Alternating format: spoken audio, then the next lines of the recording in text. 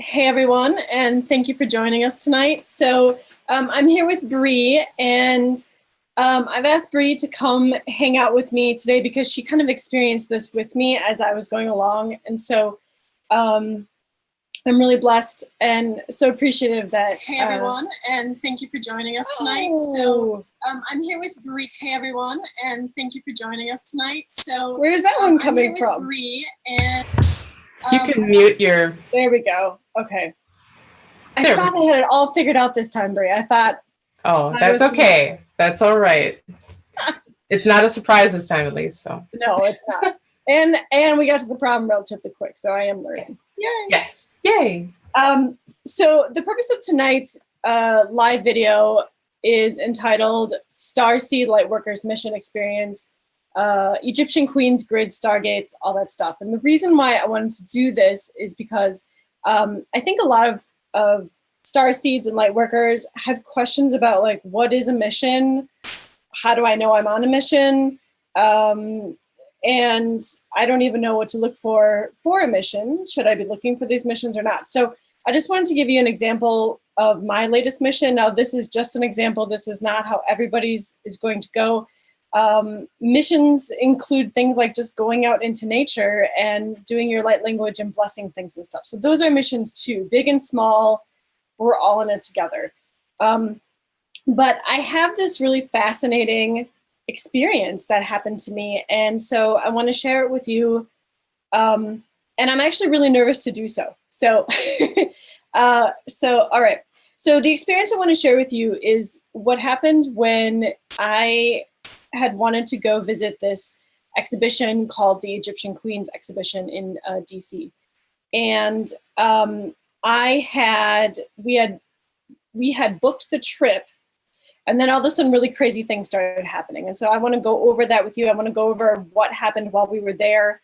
And then so you guys can put this all together. And I'm going to tell you right now, it is not normal. It's not. It's out of this world. And so I get it if, like, you think, wow, that's really crazy. Because, like, it is really crazy, and I'm still processing it. I think Bree and I are both kind of still processing it. So I understand. It's okay. We still maybe don't even have it all figured out, but we just try and go with the flow and just share synchronicities. So I realized that through this whole thing, I had gone back to look at some letters that Ramses had written me, and I realized that this whole prepping me for this journey started on 7/1/19 with a letter. So I just want to read to you guys this letter that I automatic wrote from him. And it was on 7/1/19. And the first thing that came to my mind, and I don't know where it came from, I think it was just a general guide thing, said, do not confuse the inner and the outer journey. And I think that's kind of interesting. That's something to ponder. But the first letter I got was, my petal, he always calls me a petal. I've been trying to reach you, but you have not been listening. No, I've been trying to reach you, but you have not been receiving. We are embarking. You are going to be embarking on a new journey, and I will be by your side as always. All things have to die in one form or another to be born again. So too is the time now. And I asked him, I said, what is this all about? At first I thought it was about, like, some sort of soul retrieval, because we hadn't even booked the trip at that point. So I had no idea what he was talking about. And he is always kind of mysterious like that. He never really fully gets into, like, painting a picture of what he's talking about. He kind of leaves it up to you. So I said, what is this about? Is this about soul retrieval? And he said, yes, my darling, your journey is in front of you now. You will be given a new outlook, a new viewpoint, a new thought process, a new memory that will open locked doors. So I closed my eyes and I saw these 4 thick pink granite walls of hieroglyphics, like, rising. And it was, I was in the center of this, like, square of hieroglyphic walls that were rising. And it was almost like it was a prison that I had to crack the code. And then as soon as I cracked the code, I felt like they would drop down again. But I didn't know what the code was. I had no idea what he was talking about. And then he says, you will have to battle the underworld to retrieve that peace, that soul peace. You have the blessings of Horus, Ra, and myself. We are here, so use us. So that was the first really crazy letter that I received on this whole journey. Hey Val, I'm glad that you are here.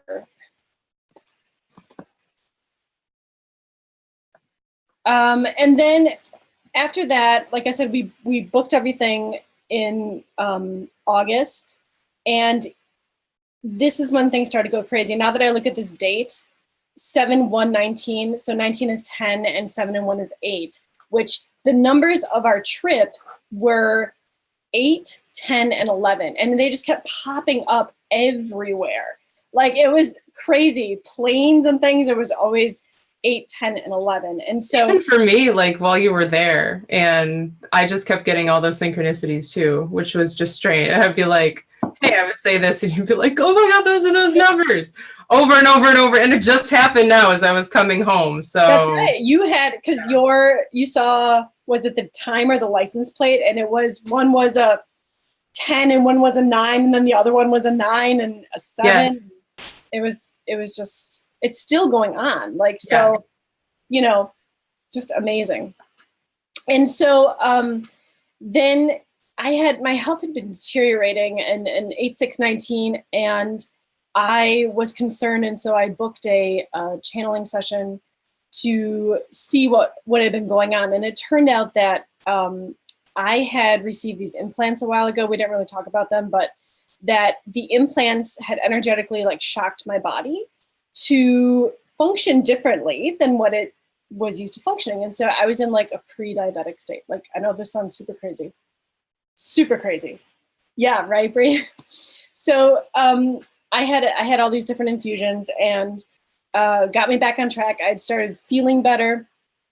And then on 8/18, I had asked about the trip to when I was having a channeling session. I asked about the trip, and because I said I felt like I'm being prepared to do something with this trip. And I wanted to go because it has to do with cosmetics and perfumes and like Egypt. And that's the whole reason I was going to go, until all of a sudden I booked it and I realized, wait a minute, there's more here than just that.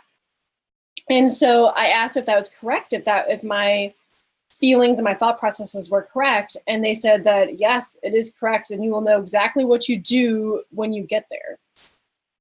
And so that was kind of intriguing. And then between that, Ramses and I had conversations in dream state, but I didn't really remember what they were. But the one thing that he did say that I remember was that he was going to try and talk to the twin, because this involves the twin, this involves Ramses, and then myself and all my other buddies like Bree, who were with me in spirit while I was doing this. And you mean twin flame?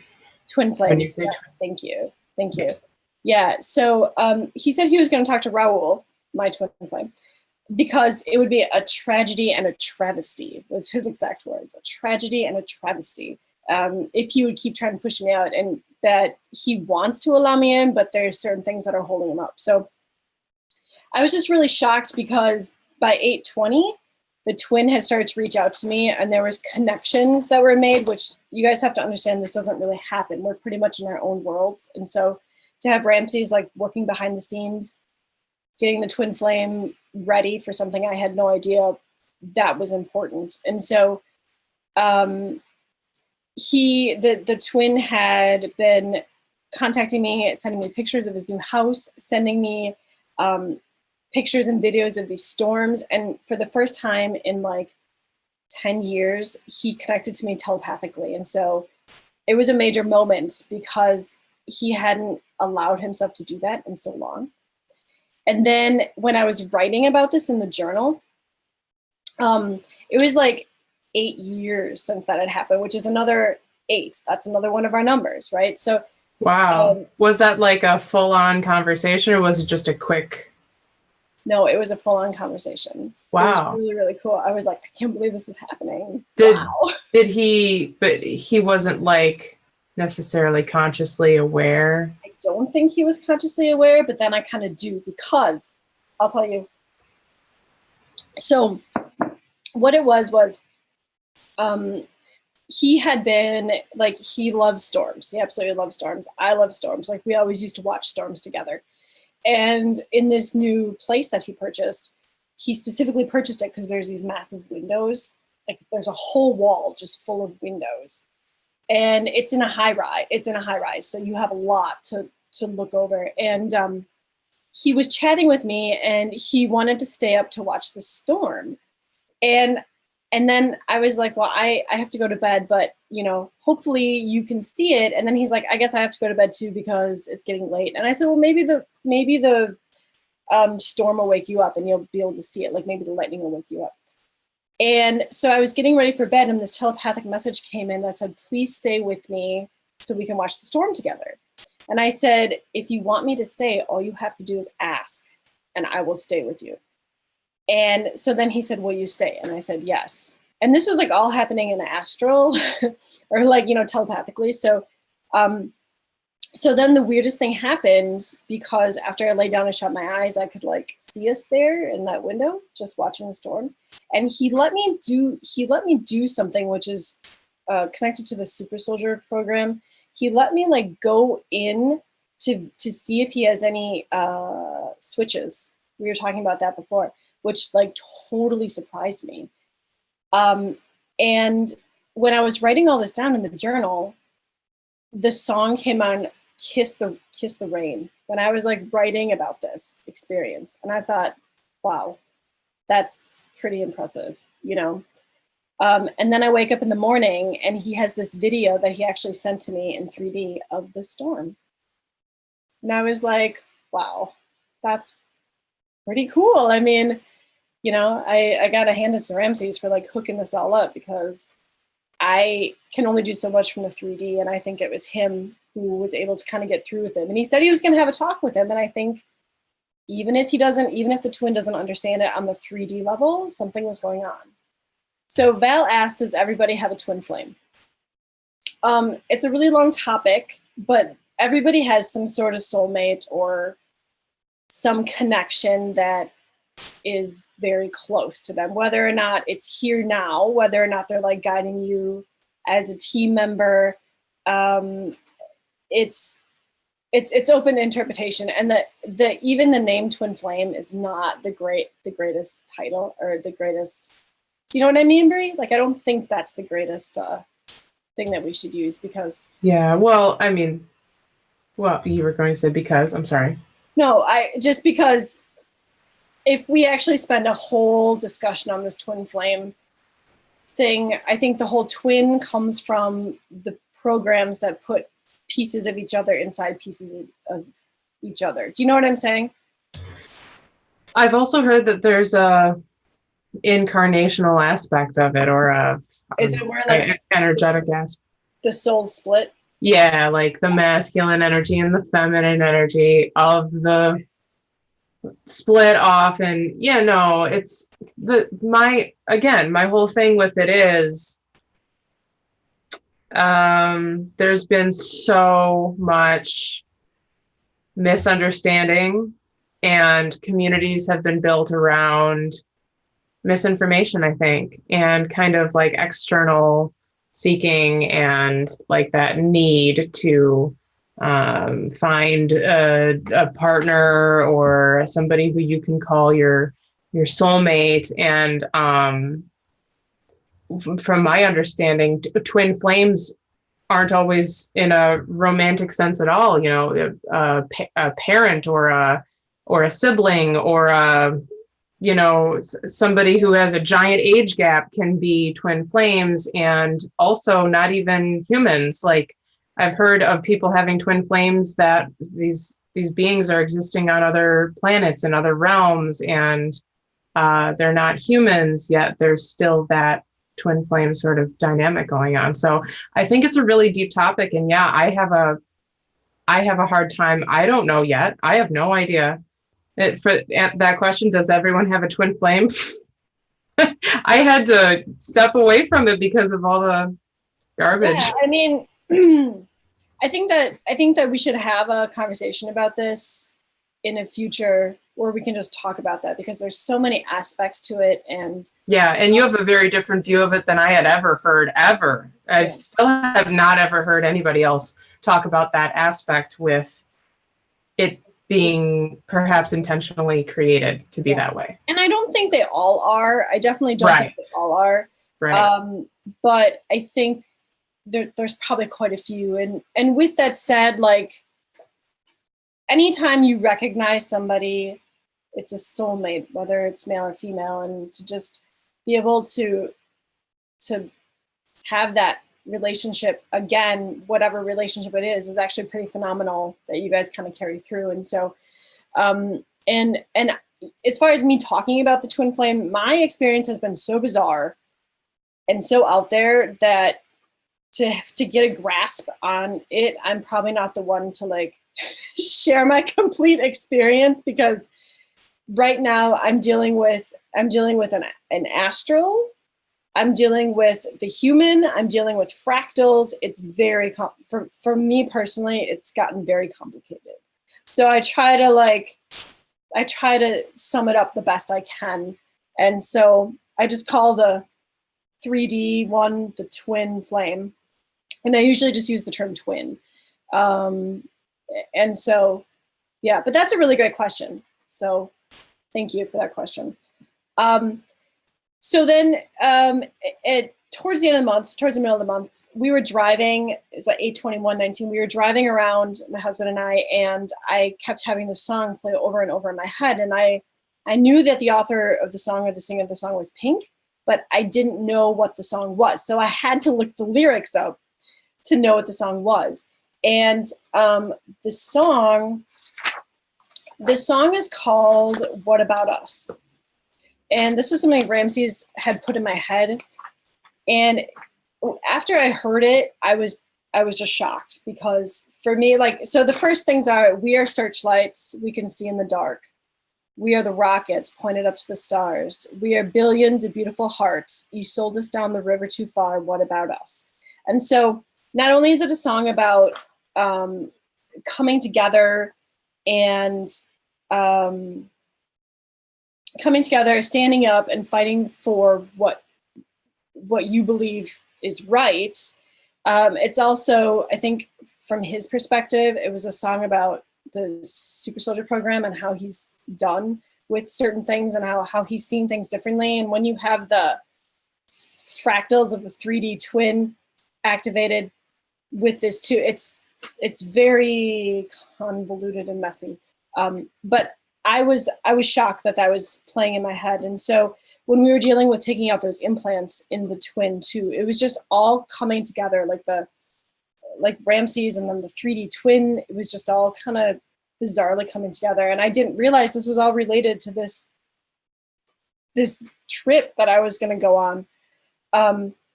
And so, okay.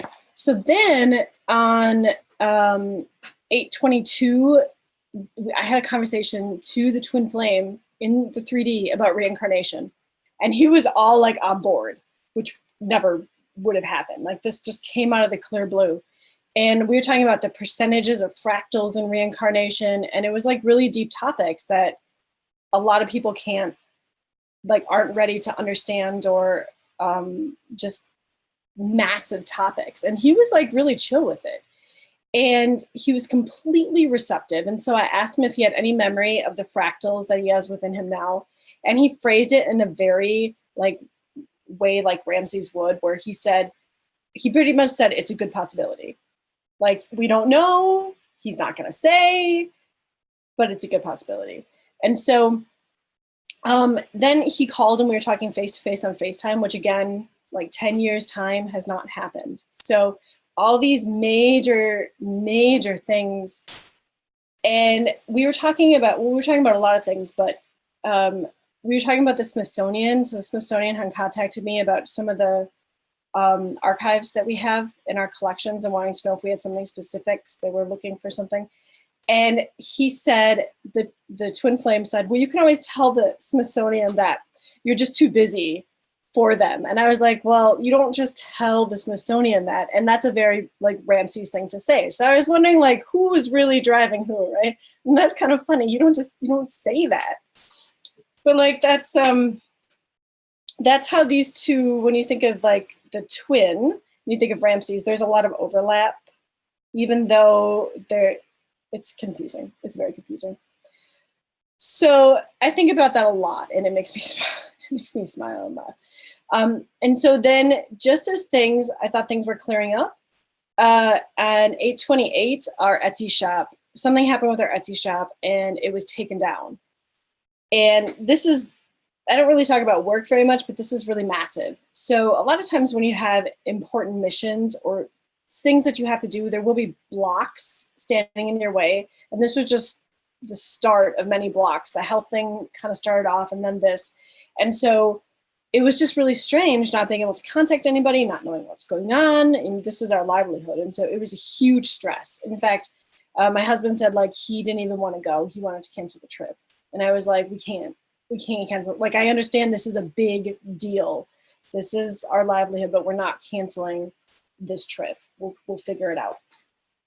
And so then, oddly enough, the twin called. Never happens. And he asked me if I needed protection for this trip, which I thought was really strange, because you have to understand the twin flame is like 100% 3D normal human. He would never talk about these things. And I said, yeah, I said, if you just want to think of me while you're there and, you know, send me good vibes, that would be awesome.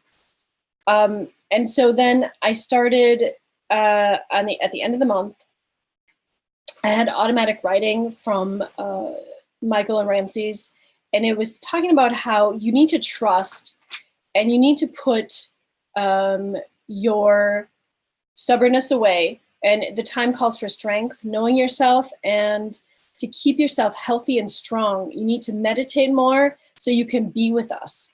And trust your thoughts. Trust your thoughts and know that you will receive what is needed, not what is always wanted. You need to stop fighting yourself and start believing. And so I think that's really good for any Starseed, any you know, Lightworker, anyone. It's good advice. And so at the end of the month, I started having more conversations with Ramses, and he was giving me updates. And he cautioned me to keep having patience with Raul, and that there was going to be reasons that we needed to connect, but he didn't really give me any explanation as to why. I have no idea what's going on at this point. And so the 1st of September, because our trip was actually like 2nd, 3rd, and 4th. So the 1st of September, I have this regression that I did. I was trying to follow through and like meditate, how my guides were like, please come meditate and be with us. I was like, okay, let's do it. And so I had this regression and crazy things happened. And I'm going to read it because I don't know how else to explain it to you guys. So, okay. So, so the regression was to talk to your guides. And I thought it would be really nice to like meet some of my other guides, because I know they're there. I work with them every once in a while, but a lot of times I kind of have these main 2 guides that show up. And so I saw a fairy, a dragonfly, and a winged scarab.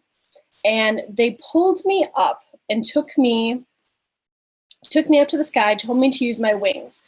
And so my guide, Michael, took me by the hand and we flew into the sun. I was dropped and I landed in front of a pyramid on an angle. So it was like lifted up at an angle so you could walk underneath it. And it cast a shadow, and I started walking underneath the shadow thinking that's like it was a ship and that's how you get into the ship. And just as I started to walk under, a sphinx appeared from the sand. And then the winged scarab, who is now standing on his legs, said to me, say what you must. And so I spoke light language, and we each collected a tear from the eyes of the sphinx in a vial. And the sphinx opened its mouth and we walked in. And I said, I didn't know if Michael was there because I could feel he was energetically holding my hand in the 3D, my human hand in the 3D. And so,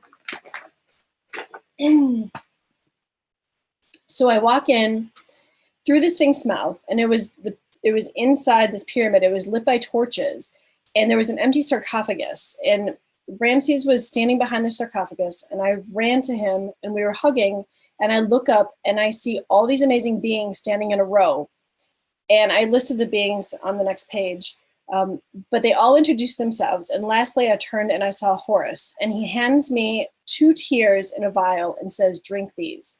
And I said, drink both. Are you sure? And I went out to share one with Ramses. And Ramses pushed it away to me like he knew why.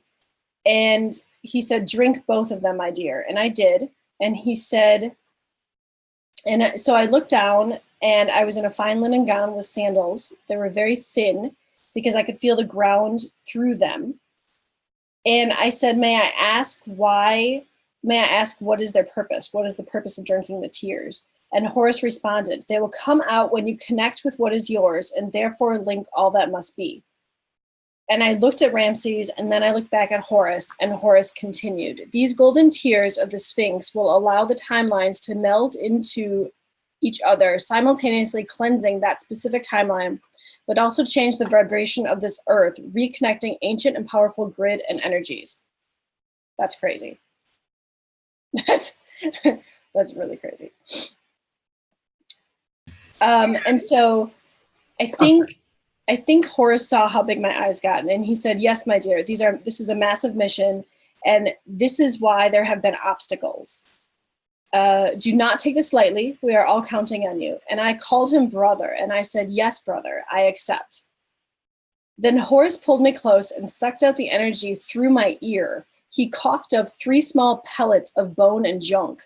You are clear now. They cannot stop you. I have removed your blockages, so now let me give you something.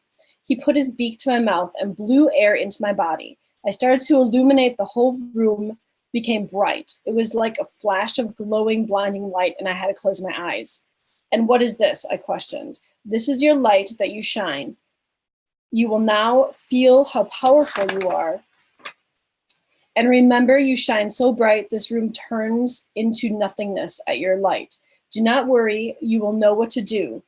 And I said, what about my Etsy shop? Will it be returned to me intact? You know, like that's the most important thing, right? Like, is my 3D livelihood coming back? And he said, yes, my dear, fear not. When you return, so shall it. We needed to connect with you. We needed you to connect with us and lower your stress. We knew with your 3D work, it may not happen.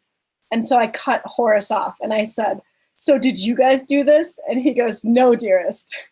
But when you remove the polarity, you see that each situation can be changed to your benefit. He said, we did not have anything to do with it, but we took advantage of it. So relax, it will be returned to you. You must return now to your body. So I gave Horus a hug and I said, thank you, my brother, for equipping me. And I saw my linen gown change into different armor plates, which this becomes important later.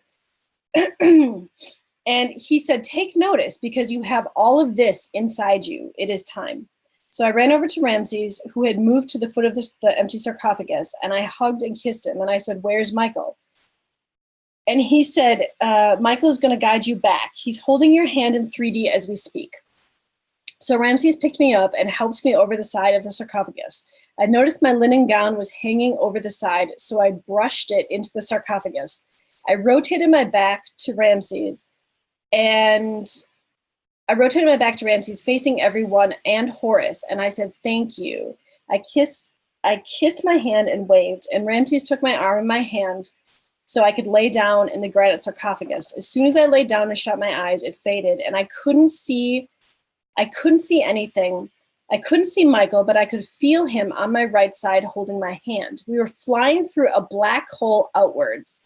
Does that make sense, Brie? Like flying through a black hole outwards? Yeah, like flying out of it? Yeah. Mm-hmm. And I said, why can't I see you? I asked, looking in his direction. He said, I can take form if you need, but it's easier if I don't have to. He said, you know me, silly. So he turned his head and started to smile, and I could just start to see him. And then I was back in my body, and I laid there for a while, and I could still feel him holding my human hand. And I got up and I quickly wrote this down. So that kind of blew my mind. And then I had to look things up because I wasn't really sure what had happened. So I looked up Horus and I just wrote kind of random things down. So he's the falcon-headed, the falcon hawk he has a symbolizing of kingship over the entire kingdom of Egypt. He also is king of the sky, worshipped as a sun god. So I thought it was interesting that we flew into the sun and he's worshipped as a sun god, and the creator of the sky. His right eye represents the sun and his left eye represents the moon. So I thought that was interesting because when Ramses signs off his letters, he says something like, blessings from the sun, the moon, and the stars, or something like that. So I thought that was a really bizarre coincidence. And he possesses super strength, resistance to harm, and injury. And the fact that I called him brother, I was thinking like, who's his sister? And so I looked it up, and his sister is Bastet. So somehow I know that I'm connected with the energies of Bastet. And I looked Bastet up, and she is she of the ointment jar, the goddess of ancient Egyptian religion, like makeup, salves, things like that. And that's actually what I do. Like, that's my living. That's what I do. She's the goddess of cosmetics, cats, love, home, healing, joy, motherhood, pleasure, ointments, childbirth, protection, hearth, women's secrets, fertility, dance, festivals, songs, the dawn, fire, pregnancy, sex, family. And then you have Sekhmet, who is also a part of her. So like they're one person, but it's just like your dual aspects of each other. And Sekhmet is deals with warfare and protection and stuff like that.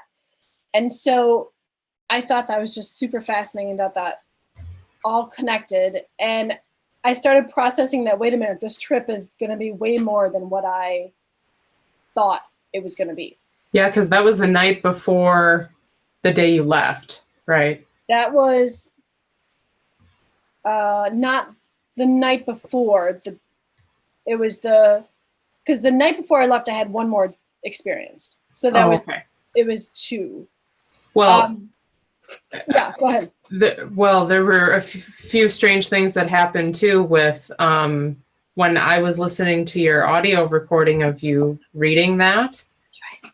And I was driving, and as soon as you said Horus came and was offering the tears, as soon as you said the word Horus, a giant bird flies over my car. Like it launched off of the tree right in front of my car as I was driving. It was so big. And then I'm trying to load up these pictures here so that I can like display them. Yeah. Because it was too crazy to not show that this happened that day that I was listening to that. It was the day I was about to go meet you. It was earlier in that day. So I'm getting photos up here. Yeah. I mean, it was like, what is happening right now? So I'll pull these up. And also the thing with, okay, so the sun and the moon, just very quickly, that's the pharaoh was known as the sun, right? Right. And then his number one. His number one was known as the moon, his primary, as they call in polyamorous relationships, I learned. Yes, primary. Primary. So that was interesting. Then also the thing about the scarab. Do you remember the name of that scarab god, the scarab Egyptian god? You're right, you looked that up. It starts with a K. He actually has a name, and I was blown away that I was so glad that you thought to look it up because I didn't even think about it. Khepri.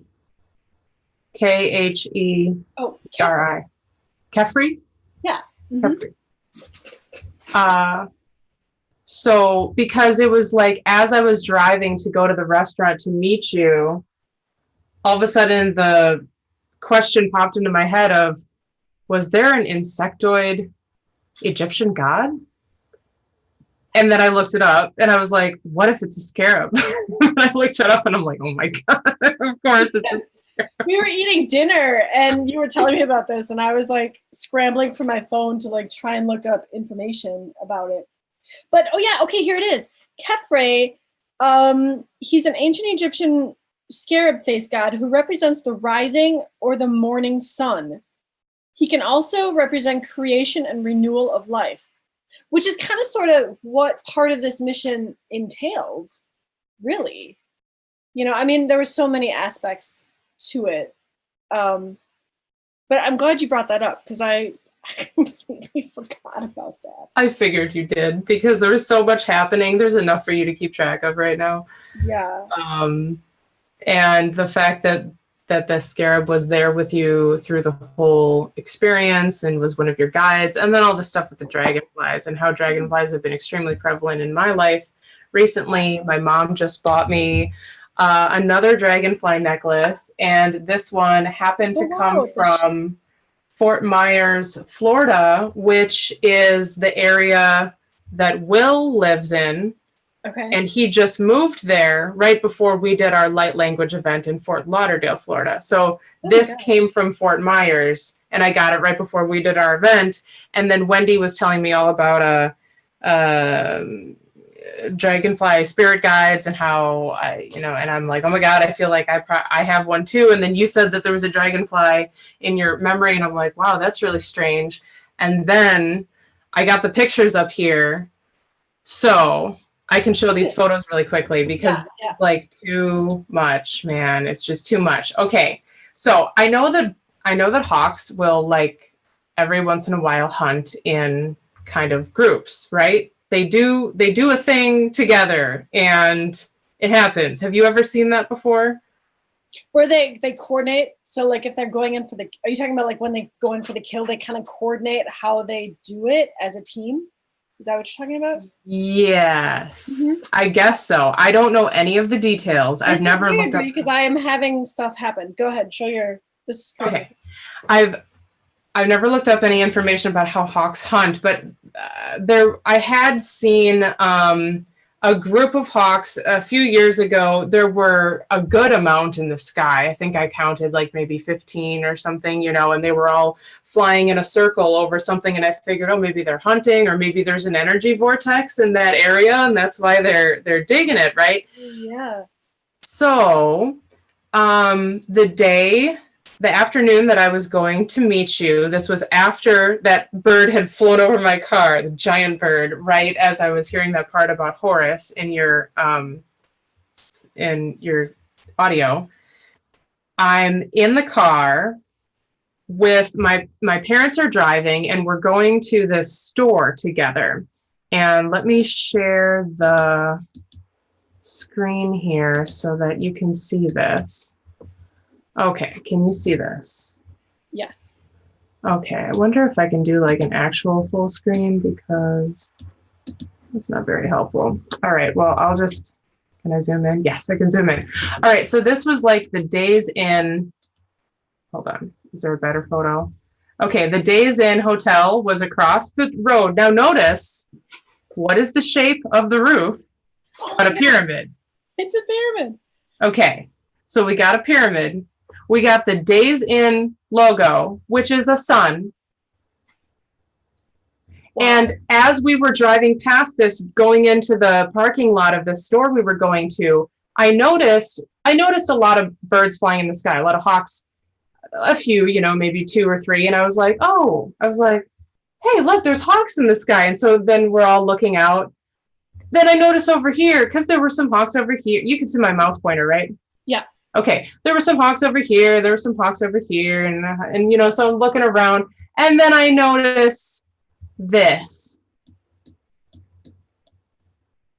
So all these tiny little black dots are hawks, all of them. They were flying in a vortex over this pyramid roof Days Inn. And there were innumerous, I cannot tell you how many. I tried counting. I think after 35, I lost count because they were flying so high up in the sky. They were all in this area. They were all in this area. They were so high up, when I looked straight up, they would disappear from my vision. That's how high they were flying. Wow. And you can tell it was a clear blue day, only a few clouds in the sky. I think I have a better photo here here's another photo of this vortex of these birds flying in circles over this pyramid roof. So, or over the sun. So this happened hours before I met you, right after listening to your story about all of this with Horace. And I was just beside myself. I took a video. I got outside and I took a video. Me and my parents were just standing in the parking lot, staring in the sky for, I don't know, 3 to 5 minutes, just like, oh my God. So I wanted to share that because it was amazing. You know, Bria, I didn't put it all together. Like now I'm putting it all together with the pyramid and the sun and I was so excited to see you, to like meet you, that like, you know, like that's what I was thinking of. But oh my gosh, wow, what great! I know. I was freaking out. There easily could have been over 50 hawks in that sky, easily. Wow. And I mean, please, if you guys know anything about birds, if like bird behavior, if this is like a normal thing, I would love to know about it, because I have never seen such a thing ever. Not that many. You know, it just dawned on me that scarab Kefri was the guy who was like guiding me.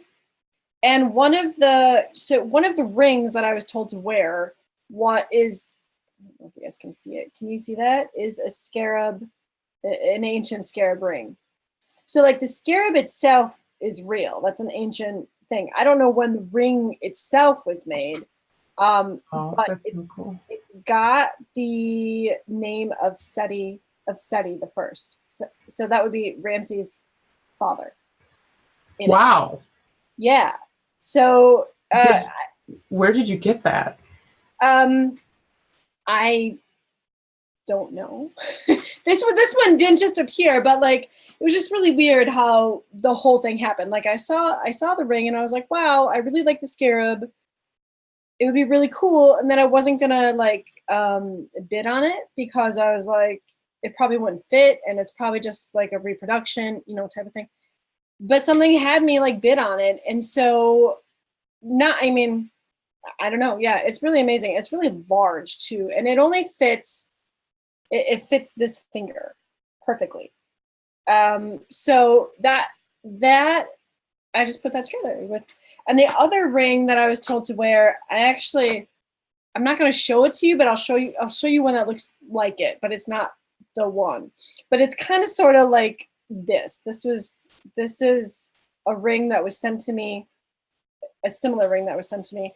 The real one, what Ramses says that he sent to me to like, oh, I told you that, to like solidify the connection. And so I had to wear these 2 rings, and yeah, so crazy. Wow. So there's an extra component of that in all of this, that you were guided to. Oh, okay. Because the Ramses ring has Horus in it. That's probably why I was, where this really? other ring. Oh, this other one has some sort of bird in it, but yep. Yeah. So wow. So I broke this ring. I broke the original ring. And he was kind of upset about it. Oh, you know that, Bree, right? Because you, okay. Kind of upset about it? Yeah. He was not happy. And so I asked him if he could like put whatever it is he put into that ring in like a different normal modern ring. And he was not happy. He was talking about how, right? It's so funny. He was talking about how, well, that one's not forged in magic. And, you know, why does it need to go in this one? I sent one. And I was like, but it broke. Doesn't he want you to like repair it? So, yes. So before the trip, when all this crazy stuff started happening, I heard his voice loud and clear saying, fix the ring. And I was like, I can't possibly, no way. But I asked him later and he's like, yeah, that was me. Like that ring needed to be fixed. So it's very interesting to me that it doesn't matter if it was broken, you could still repair it and it still holds the same energies of the same magic or the relic that it was meant to be. Do you know what I mean? Like, that was going to literally be my question for you was, do you think that is a real relic? And it seems as though it absolutely is. I have no idea. I have no idea. If it's not real, it's still.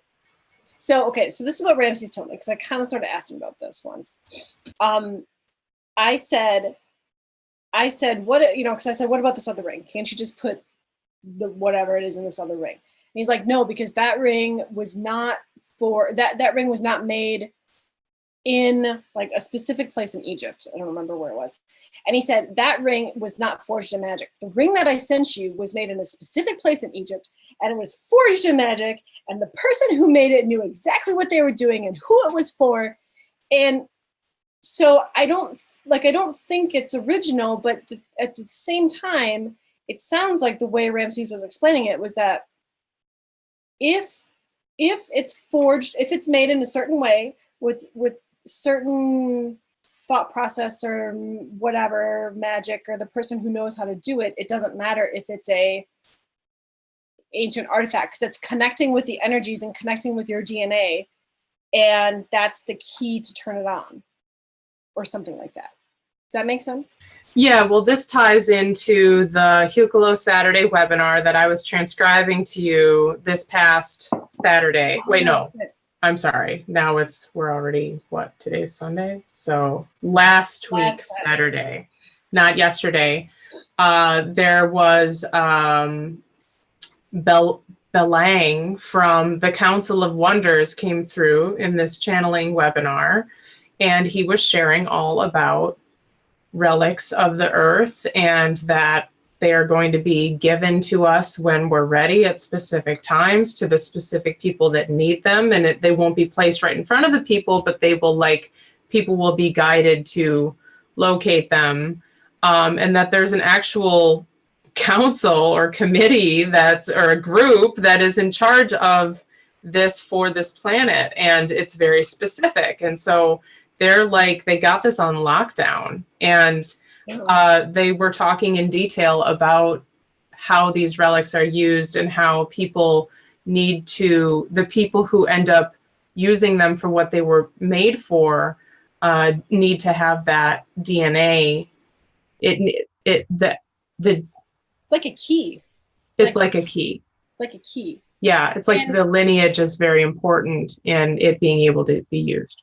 Yeah, and once we get into like the actual exhibition and how those rings were used as we went through them, I got back to the hotel and I wanted to take them off because they are fragile. I broke one once, and I pretty much was told we were 8 floors up, 8 again. I was pretty much told as we were walking out the door to go back and get those rings and don't let them leave your fingers. And I was like, ooh, okay. But we'll talk about that. We'll talk about that soon. So, okay. So the next thing that happened was the night that we were, either the night that we met you. So yeah. So the night that we were staying in the hotel, I had another vision, and this one was, oh, these are the numbers. Hang on. And so in this vision, it was the same sort of thing, but it was a little different, took place in a similar space. And I met Thoth and Sobek. And so for you guys who don't know who Sobek is a crocodile, Egyptian crocodile. And I couldn't remember Sobek's name, and so Thoth had to tell me, and then I felt really dumb. Like, do you know? Oh my God. Yeah. This morning, one of the Chinese students that I was teaching English to said that his favorite animal is crocodile. And then we had this long conversation about crocodiles. And you're reminding me of everything that happened when I was at that restaurant with my parents before I met you. Really? With Sobek. I will tell you after you share. That's so crazy. Go on. Okay, so Thoth had to tell me that it was Sobek, and then I felt kind of dumb. And so then Thoth gave me a scroll and said, these are your words, put them into your heart. So he gave them to me, and I reached out and like had my hand on top of his, and Thoth moved them to my heart, and they disappeared, the scroll, into my heart. And Sobek came to me and said, I am with you, and as your protector, I will eat your enemies, so you will be protected. I don't know. I don't know. Like I'm saying, guys, this is crazy, but this is what I experienced.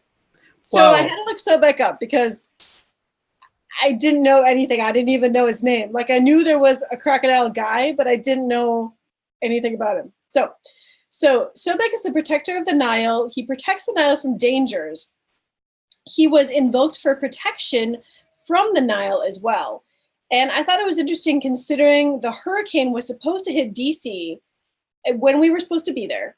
And all of a sudden it had stopped off the coast of Florida and just stayed there for days and days. Remember that? Now, that's what I was talking about. Do you remember my finding out about that the same second you were telling me about it? Yes. You were messaging me about Sobek the same moment that I'm having a conversation and I'm being told by these being told, oh yeah, so the hurricane is stopping over this island that is right off the coast of Fort Lauderdale, where you just were, Brianna. And I'm like, oh yeah, in the Bahamas, and how it was stationed there for an amount of time that nobody's ever seen before in a hurricane, I don't think. And it stayed there. And there was all of this conspiracy, what's the word, theories or questions of, is there a purpose for this being stationed right over a port that was just sold to the Chinese a few years ago, right in the Bahamas or something? Anyway, that was the same second. We were comparing stories about how your parents like had this idea as to why it was there, and I was like, well, like this crocodile guy named Sobek came to me and he's like protector and he's going to keep the waters away and whatever. Yeah, it was just absolutely crazy. And so then though we got together. So I have a few pictures of like meeting Bree for the first time. And I want to share those with you guys. And let's see.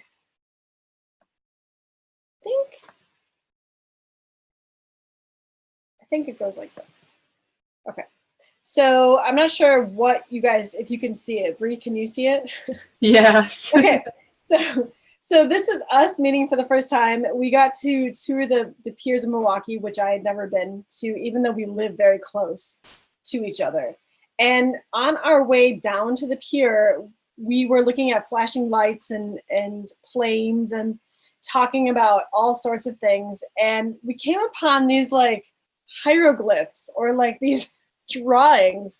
And we just thought they were so funny. They were almost sort of like codes, right? For sure. Yeah.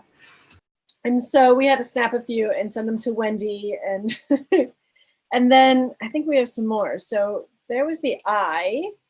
And we thought this one was kind of adorable with, it's supposed to be a family, but we have pyramids and circles and squares and whatnot.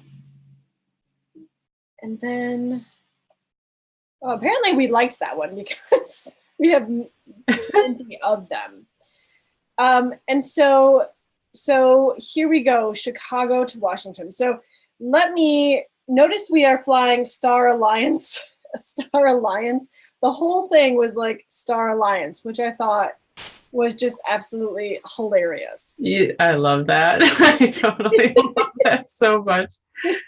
So, okay, while I leave this up, we got up at 5 a.m. in the morning to head to the airport from Milwaukee because we were going to fly from Milwaukee to Chicago. And when we were with Bree, everything was beautiful. The stars were out, like the weather was just perfect. We get up and it's raining and the wind, it wasn't hurricane winds by any stance, but in Wisconsin, like the trees are like bending over. It was really, really windy. So we get there and they had moved our flight. They had changed it numerous times and then they canceled it. And they said, we're going to put you guys on a bus. And I could not believe it. Like, I was thinking, Sobek came to me, like thought, like everything should be so chill and we should just get there, no problem. And that wasn't the case at all. Like a lot of times when you have important missions that you have to do, there's going to be setbacks. And this was just the beginning of the day. So we started at 5 a.m., we got put on a bus to Chicago. And once we finally got to Chicago, I was thinking, okay, that's it. We're done. Everything is going to be smooth. So we get to Chicago. Our flight from Chicago to Washington had changed numerous times. Three flights were canceled and changed again. And at that point, it was sunny. There was no reason to like cancel these flights. There was no reason to have any of this happen. And in fact, when we finally get to DC, our luggage made it there before we did. So somehow our luggage was flying on a plane that we could have probably been on and gotten there. But oh no, we were stuck. So there was one possibility left, that they could put us on a plane at 9 p.m. So we were pretty much traveling the whole day. We spent the whole day in Chicago's airport, and I was trying to hold it together. I was trying to think positive thoughts, and I was failing miserably.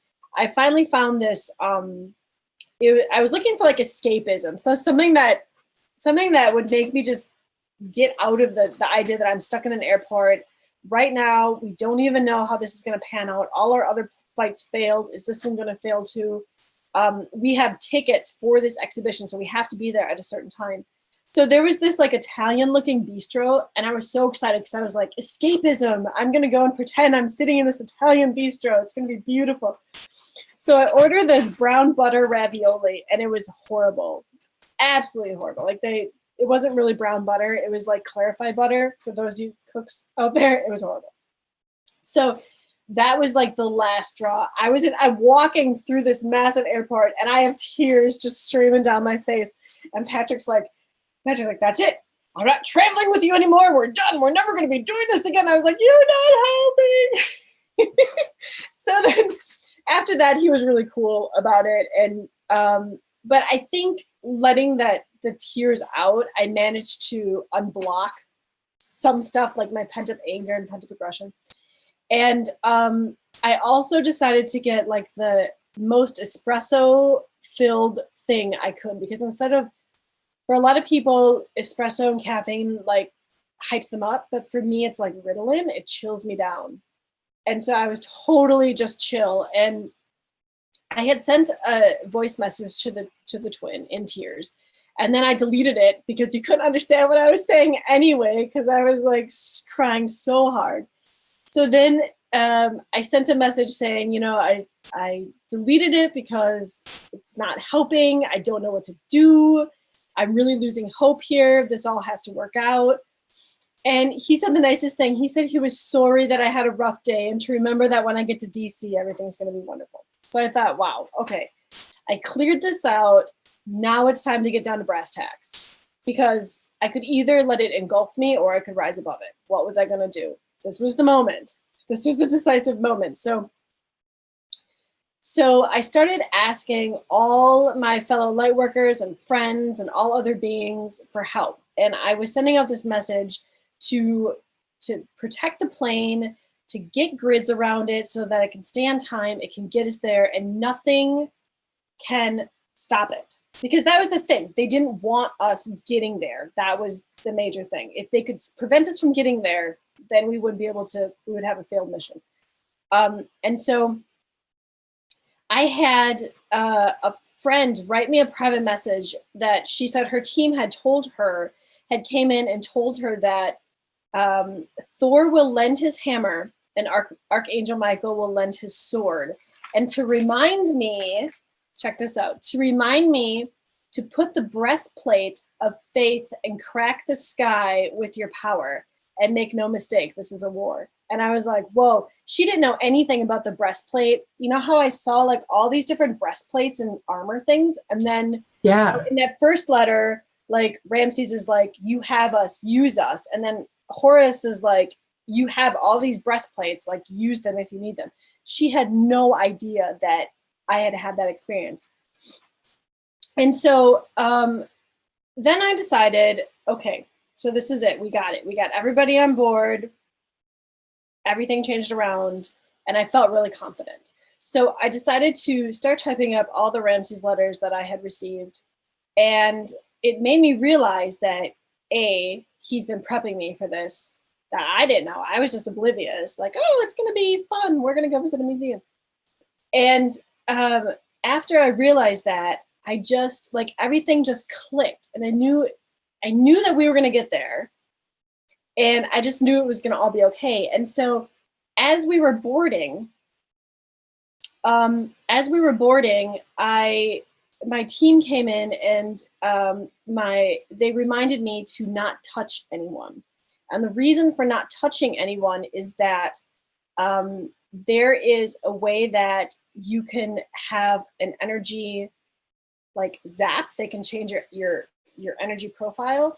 If they can touch you, they can also put implants in you. So seeing it was like a mission, and this is where it gets really crazy and sounds weird. You just don't know who's stepping into whom at that point to like keep you away. So I was very careful, and I just sat in my seat, and I saw with my 3D eyes, I saw all these grids going up around us, my husband and I, and it was grids that like you wouldn't even be able to hack in the 3D. It was just amazing, like all the support that came after I sucked up my ego and I called out for help. And I think that is so important, you know, because we forget that we have help. And so this photo right here is the boarding pass. And again, everything started turning out. We have 28, 8, 9, 10. We have boarding group 3. We have another 10 here, 8, 9, 10. And so everything started working out perfectly. And then even here, as we're landing, 5, 6, 7, 8, 9, 10, 11, the speed came out to 11. The altitude came out to 7. I was like, started counting numbers, and everything was just falling into place. And so then we get to the airport and find out our bag was there hours ahead of us. And we get a taxi. And the first thing that I noticed, so the taxi driver says, we're pulling up to your airport, our hotel. Our hotel was called the Mayflower. He said, we're pulling up to your hotel. And I looked, and there was a big neon sign that said Pink, and it was a gentleman's store, and it was connected to our hotel. And I was like, this cannot be happening. Like, that's the song that Ramsey sent me, the Pink song, which was What About Us? So the first thing I see when I get into this Mayflower Hotel is Abe Lincoln. And like, I have had this thing with Abe Lincoln when I was little. I had to sleep with this bust, this little statue my grandma had. Like, I had to just carry Abe everywhere. He's just, I have no idea why, but I liked it. So like, I asked about it later in life, and they said that Abe Lincoln was just like you. He was more galactic than he was human. And so that's why you guys have this bond. Like, you feel really connected to him because he's more of a home than some of your other 3D homes are. And so we finally get up to our hotel floor. Here's some more photos of our hotel. It was beautiful. It was absolutely beautiful. Okay, so this is our floor. Our floor was number 8. And let me see if I can find. That is really bizarre. So we get up to floor number 8, and I don't have a picture of it, Bree. I know I have it somewhere because I sent it to you.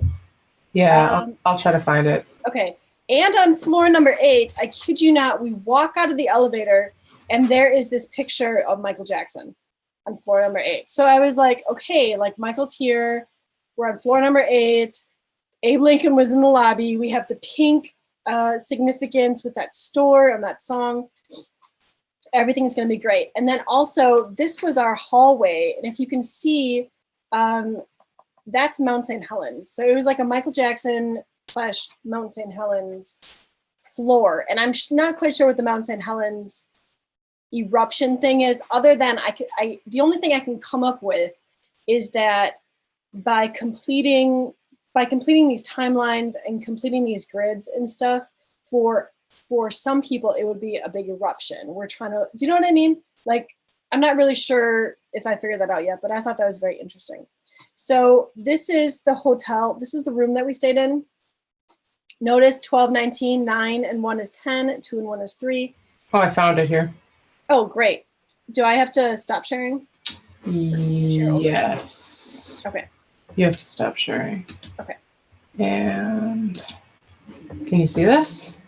Yes, perfect. So that's what you saw right when you got out of the elevator on the 8th floor? Yes, on the 8th floor. And course, we actually, I took a picture of the number 8 also because it was like right next to him in this big mirror. And these cool. lights are, I don't know where those reflection of the lights came from because they're here. Probably, you know, they didn't have colored lights there that I remember, but when I took the photo, it's almost like chakra lights. Wait, this is not a part of the That is not a part of the photo. No. What? Yeah. Oh, I totally thought that was part of the art. Oh, because look, here's another one that's coming in. That, yeah, no, that wasn't part of the photo. What? That is the coolest freaking effect I've ever seen. I know, right? Oh my God, that's so cool. So, okay. So we walk out of the elevator. And my husband's like, "That is not Michael Jackson." And I said, "I'm pretty sure it is." And he goes, "You've got to be kidding me." So it was just probably really like, adorable. Are you serious? Seriously. Wow. So, okay, let's see. All right, so this was our room that we were in, and all of these are signatures of people who have stayed here. So this is Amelia Earhart's signature, Marlene Dietrich's signature. There's all sorts of famous signatures on the wall that they took from the logbooks of people who have stayed there. And then this floor, I just fell in love with. I would love a floor like that. So everything is like on target. It's 1:45 that morning that we're supposed to go to this exhibition, and 1:45, 2:30, we are ordering pizza because we haven't eaten for hours. And so we order pizza, we sleep a little bit, and then my husband calls to make sure that if we were late, we could still get in to this exhibition. And here was one of the banners, and they actually extended their stay. Thank goodness they did, because we wouldn't have been able to make it if they didn't. So I kind of feel like that was synchronicity as well. So the lady tells my husband, she's like, "Oh, don't worry about it. We are completely dead. We don't expect anybody. We don't expect many people, and you should pretty much have it all to yourselves. And just come whenever you want. Like, even though your tickets have a specific time on it, just come whenever you want." And I was like, wow, that's really amazing. Okay, let's do it. So yeah, that's cool. Yeah, we weren't like in a big hurry because I was thinking, well, you know, she said not to worry about it. Just get there when you get there. And so we get there, and our tickets were at Will Call, and there are swarms of people there, like shoulder to shoulder swarms of people. And I was like, you have to be kidding me. Where did these people come from? I have no idea. And they're like, most of them are women, like all different ages of women, including grandma ladies. And just everything was so weird because when you start the exhibit, well, I'll show you in a second. When you start the exhibit, you kind of meander through, and they go through the queens, but that's it. That like there's this queen portion, and then there's just Egypt portion. And as soon as they were done with Nefertari, which they took forever to get through, this crowd that crowded like 2 rooms at one time was just gone. They vanished. I couldn't find them anywhere. And so I just thought, oh my gosh, really? Like, how is this going to happen? I thought, you know what? No, like, you made it here this far. You're going to step into there, and you're just going to do whatever it is you're going to do, because you don't even know what you're going to do. And you're just going to not care. Right? So, okay. So let's see. This was my go face right here. This is my let's do this. Okay. And this was them saying that they've extended their stay, which I thought was really cool. Okay. So this was the first statue that greeted us. And this still, I think, is just so powerful. When I walked in there, keep in mind, this is supposed to be about Egyptian queens. And who takes the middle? It's Ramses. Ramses is sitting right in the middle. And Mut, M-U-T, goddess Mut, is on the one side, and on the other side is Amun. And so I didn't even look. I've never seen this before. I didn't even look. I knew exactly who was in the middle without reading the tag. And I had this really bizarre emotional reaction where I was flooded with heat, and I had tears coming down, and I had all these energies trying to sort themselves out.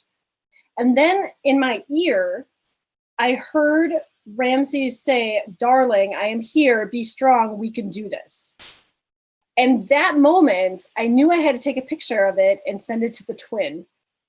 So then I was thinking, well, so the twin is a teacher, and it was like his first day of teaching. And I was thinking, well, he's probably not going to be there, but I just know I have to send this.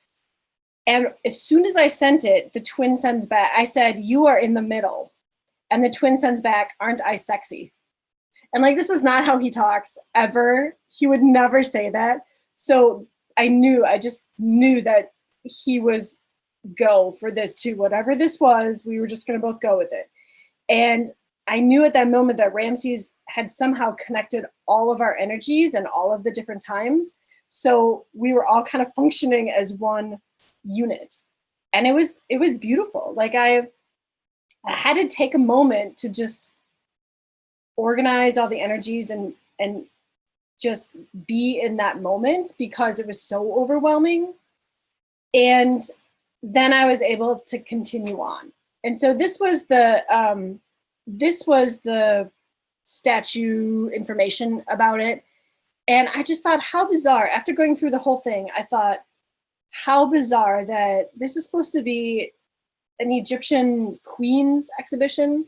And yet really it's just Ramses and his family. Like that's what they focused on most throughout this whole exhibition. And I don't understand why it was called the Queen's exhibit. I don't understand that. You mean like even, because you said there's the Queen's exhibit and then the whole rest of the thing is about Egypt. Yeah. So even in the Queen section, it was focusing on Ramses II? No, well, kind of. Okay. So did I take any pictures? Okay, so this after you turn the statue is smack dab in the middle. You can't, I mean, that's what greeted you. So Ramses greeted you.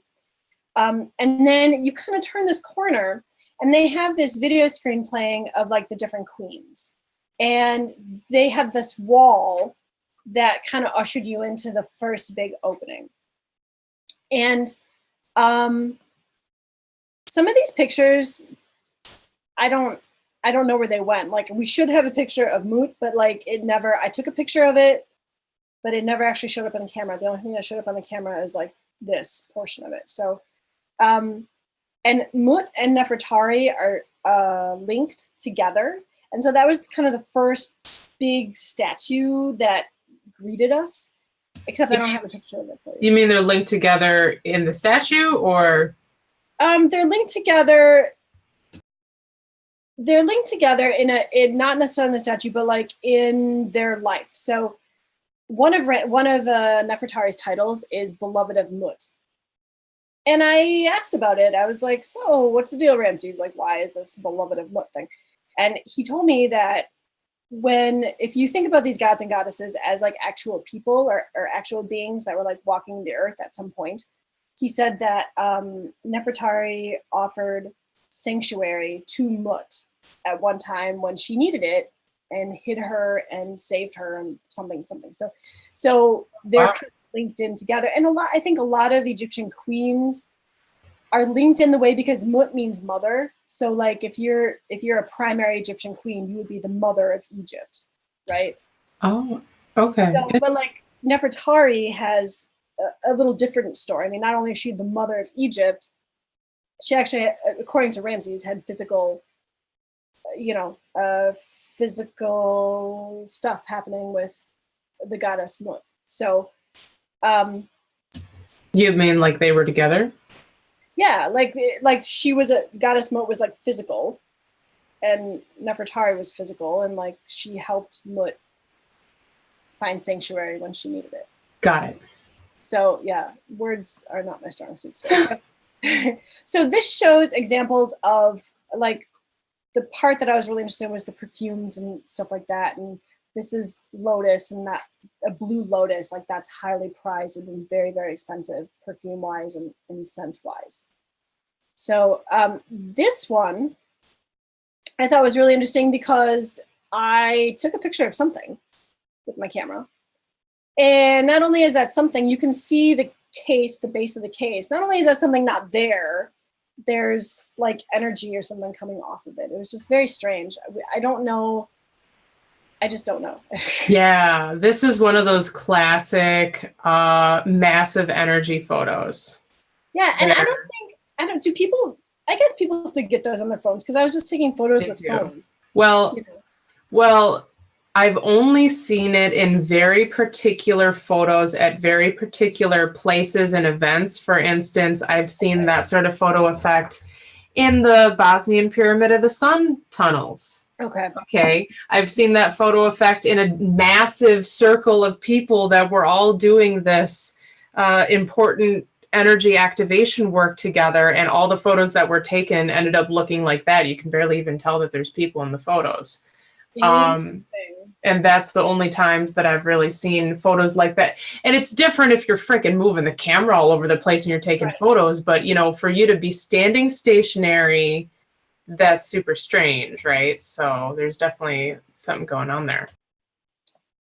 So this one shows, and they didn't have a lot of things from the queens. Like they have very few things. I mean, but you know, like a lot of tombs aren't really found intact anyway, so like I get it.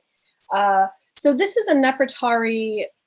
This is a Nefertari ring, but it's not Nefertari like Ramses Nefertari. It's one of the first Nefertaris, Amos Nefertari.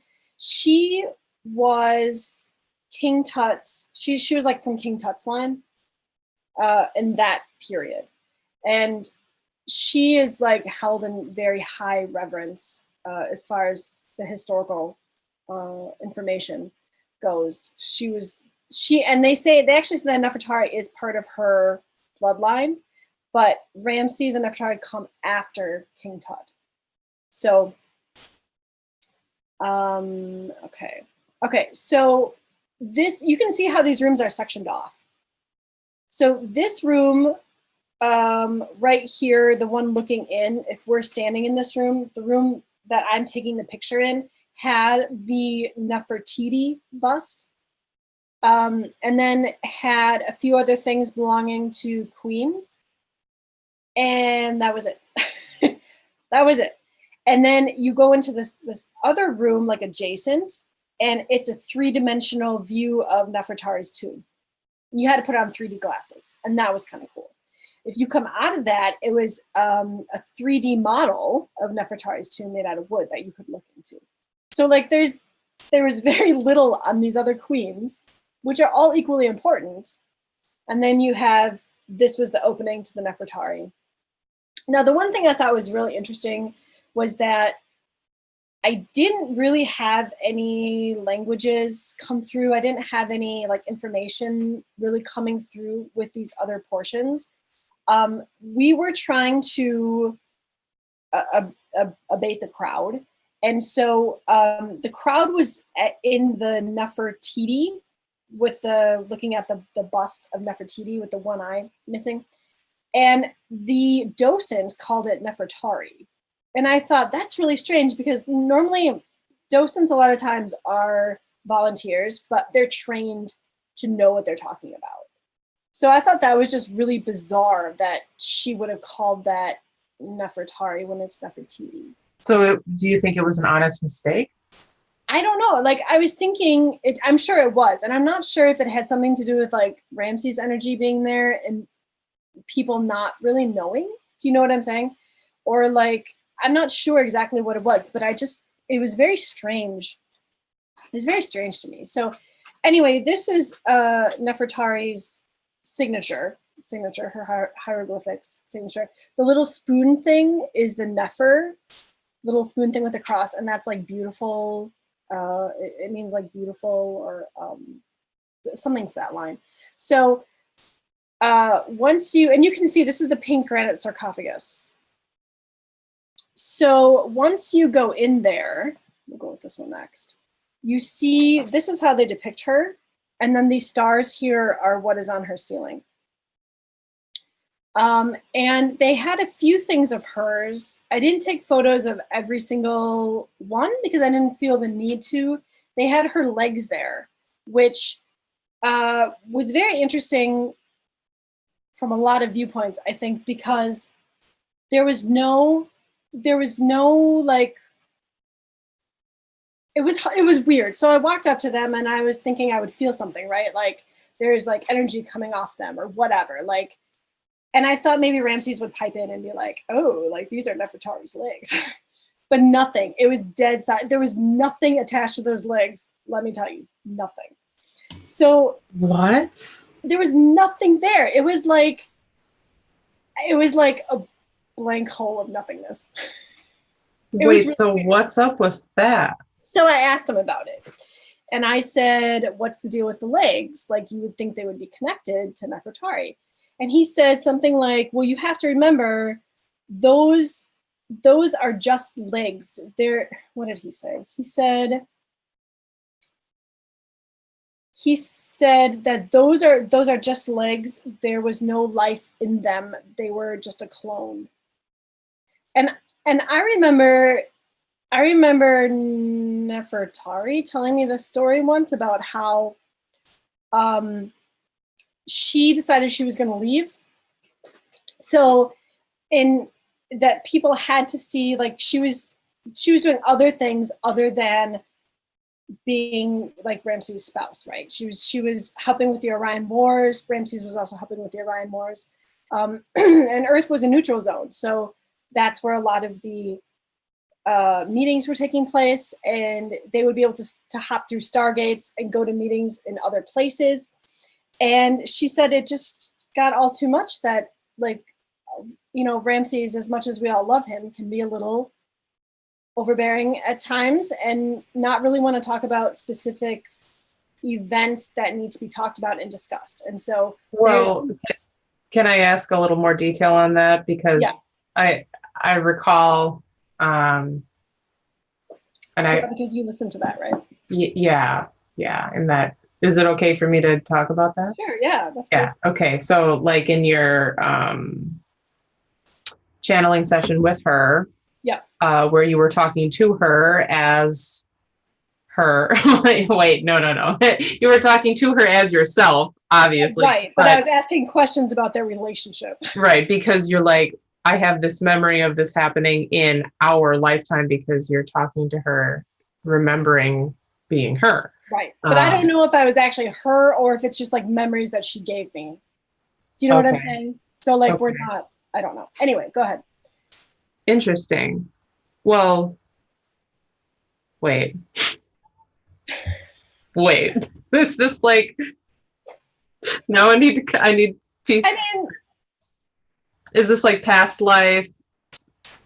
This is like really confusing to me because it's weird to have memories of somebody's life and then feel like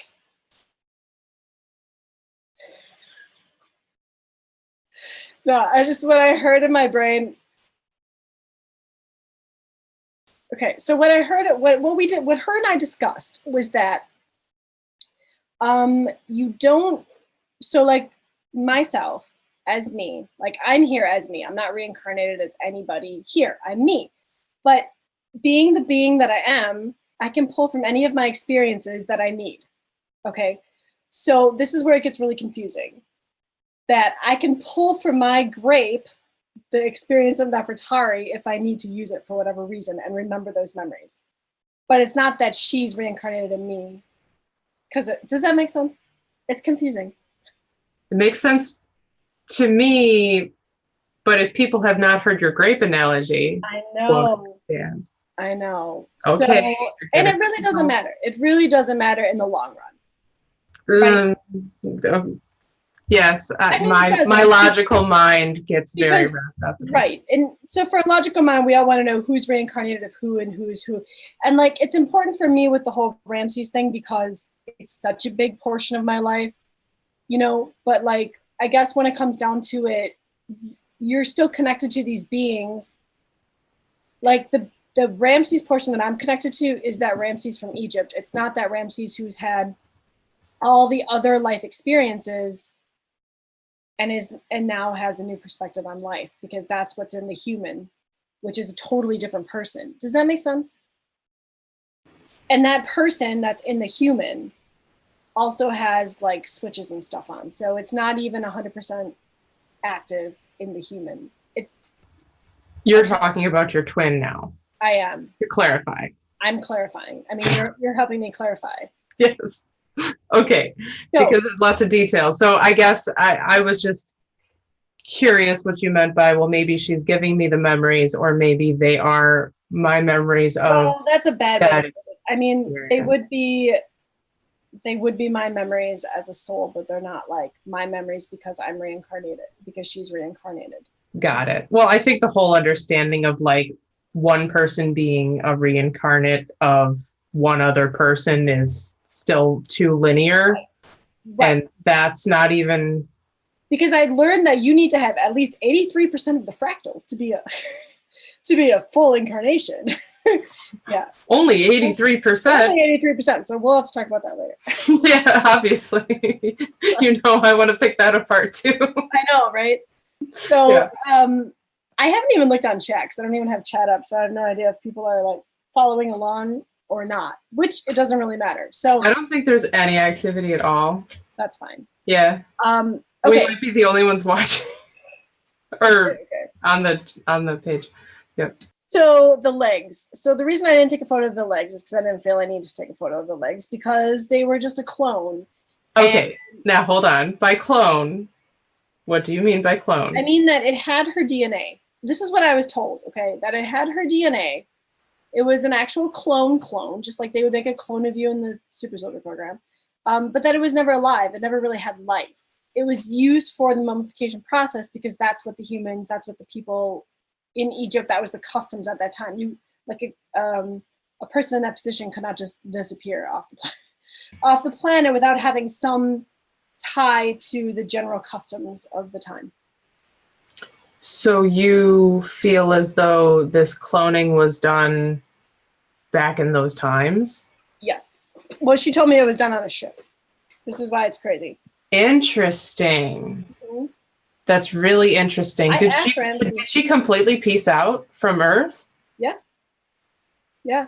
Now, this gets back to the question I started to ask you before the whole picking things apart. I was going to ask about that session you had talking to her and how it was a lot about like you saying, well, I remember things just kind of getting a little bit icky between us. Yeah, because Ramses, when in my 3D self now, when I would ask him about what happened back then, because I always felt that something happened. And I would always get the betrayal card, like every time, like, what happened?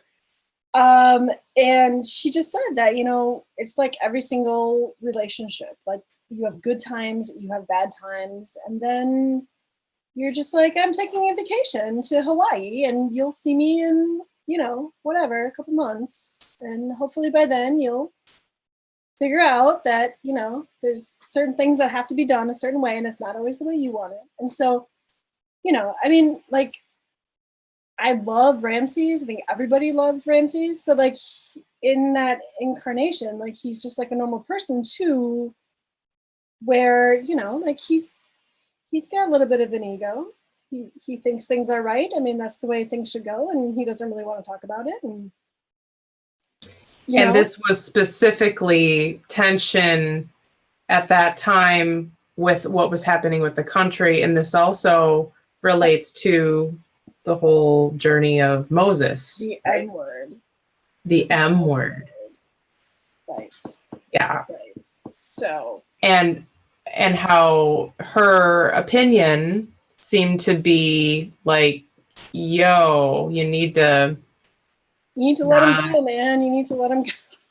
Yeah. And he's like, no, I'm not going to fall for that other God aspect thing. We're not going to do that. which me and you were talking about how, man, I can feel that. I feel it. I feel so much compassion for all of that because gosh, we have that running around rampant all the time here now with people.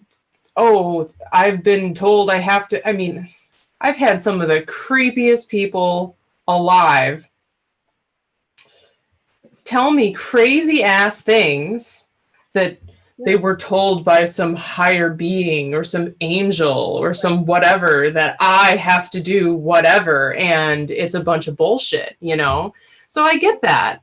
I get that. In the end, you have to use your own discernment, and you're right. It's not just your discernment. I mean, you as the pharaoh would have the last say, but like you have all these people saying, hey, I think we should do this. I think we should do this. You know, I calculated this and stuff like that. And it doesn't help that like their relationship was never good to begin with. So, I mean, this is like... Because of the intensity? Because of the intensity and how Moses got brought into the palace and like... And he was adopted. And yeah. And it just was out of control, but we cleared that. I think that timeline all got cleared. Sweet. Because so this was found. There wasn't very many things found in her tomb. When they found it, it was raided. You know, all they found were her legs. But this was one of the lids that was found next to the sarcophagus. Now, they say that they're pretty sure that that's a lid for the the Shaptis. And the Shaptis are these little guys with feet. I'll show you guys those in a second. And I don't think it was a lid for the Shapti.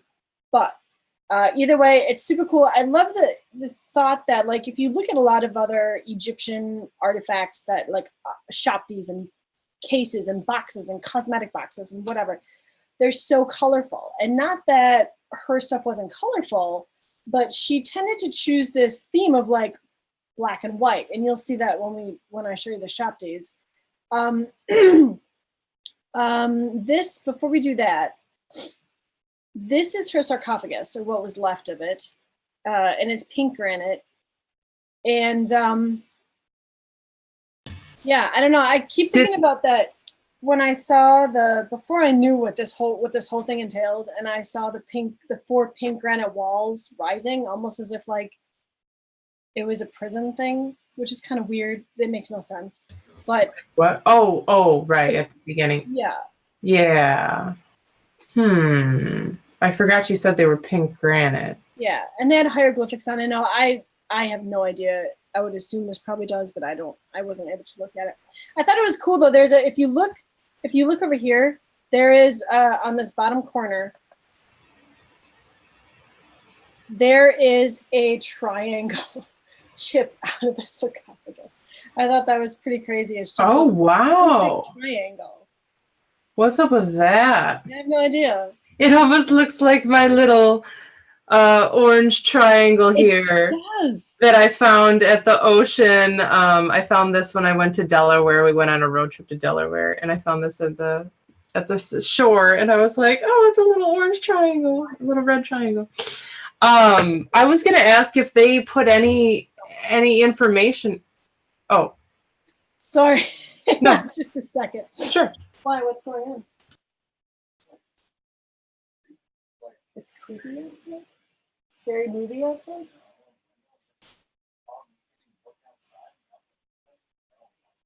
Huh.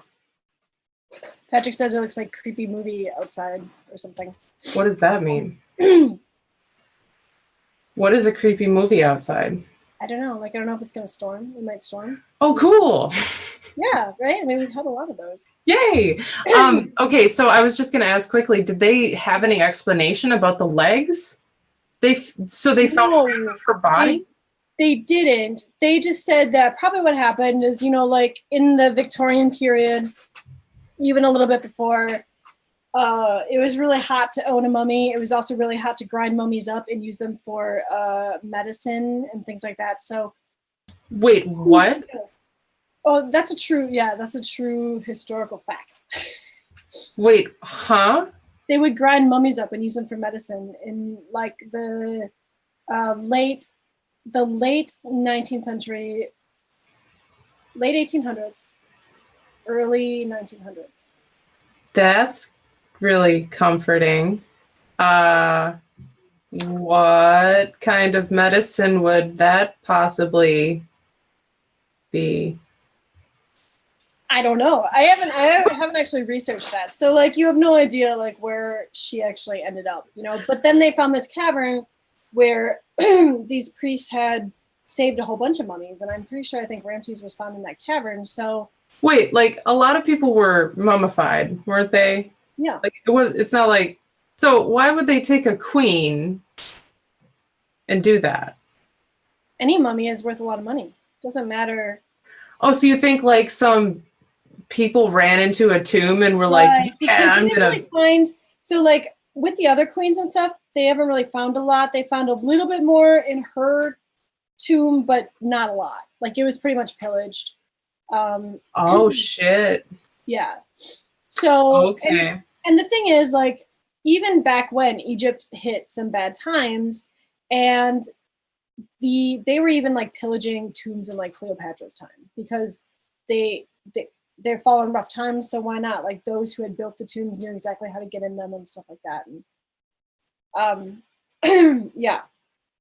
So this is some examples of her shopties. Now these are we have one original one in our collections.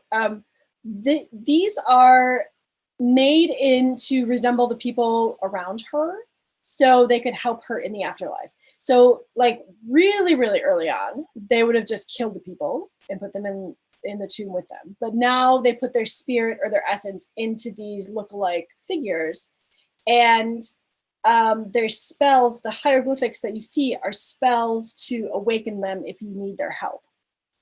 So, and I thought, how nice is that? That after you go through like the underworld and you have all these things you have to do, you have to win your Senate game and stuff, that the spells are on the shopties. So when you get back, that's one thing you don't have to remember, and you can just awaken your little people to help you. So the one thing I was led to do, well, I guess the first thing I was led to do was put the ring on the glass of the legs and like talk. Right.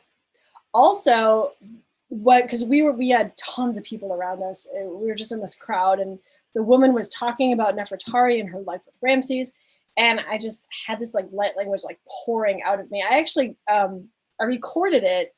I recorded her talking with my light language over it. Then the other thing was when I saw these shopties, I love them. I adore them. I want them.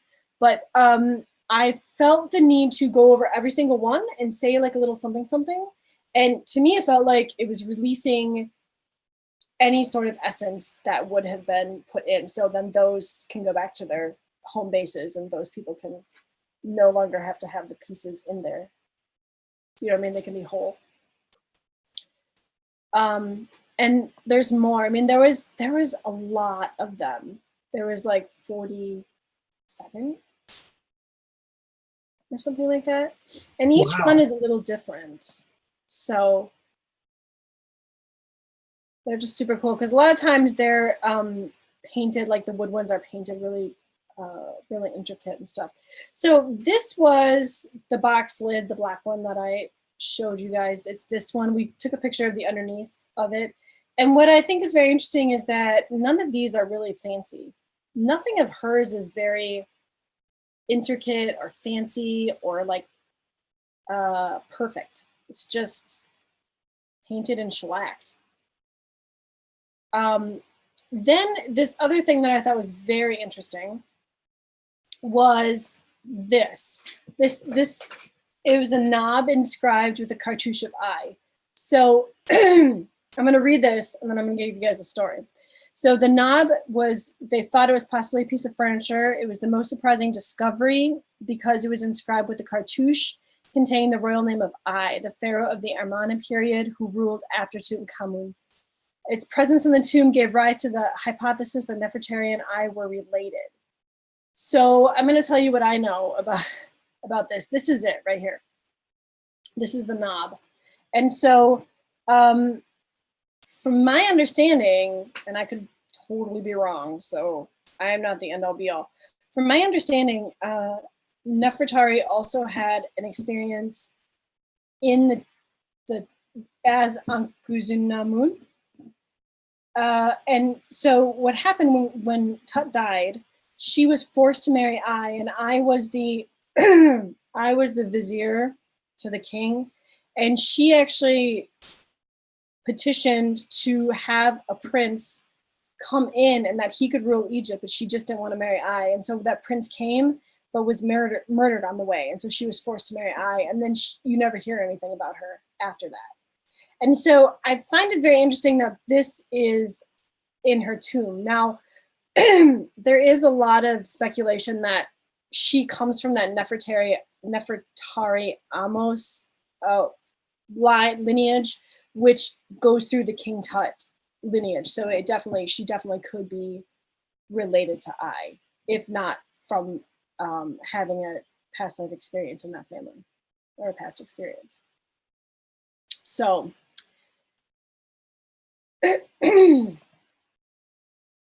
okay, so these pillars, there were 4 of them, and these are the Djed, I'm not sure how you pronounce Djed pillars, and those, they said that they were found on that they're bricks, and that they were placed in the corners of the chamber, and there was a spell that was said to be over the pillars.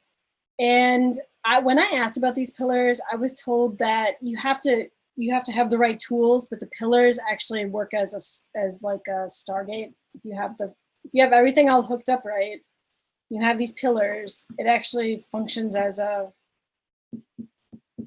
what's the other word for Stargate? Portal? Portal, yeah. Giant technological portal? Yes, exactly. Interesting. Mm-hmm. So these are the Shaptis, and there was 34, which is 7. This I thought was really cool. This was another box top that they found, and it's cool because you think like, oh, like queens and stuff would have really pretty intricate boxes, but this is just, it's kind of messy. It's beautiful, but it's messy. And this is where, so like all of these things, there was light language and stuff to say over them, but there wasn't really anything like incredibly crazy that happened. Now this ring has Ramses' name in it, and they said that, well, he probably wore that ring, and that's not the information that I received. I received that it was like given away, like his harem, the girls in his harem would have had a Ramses ring, right?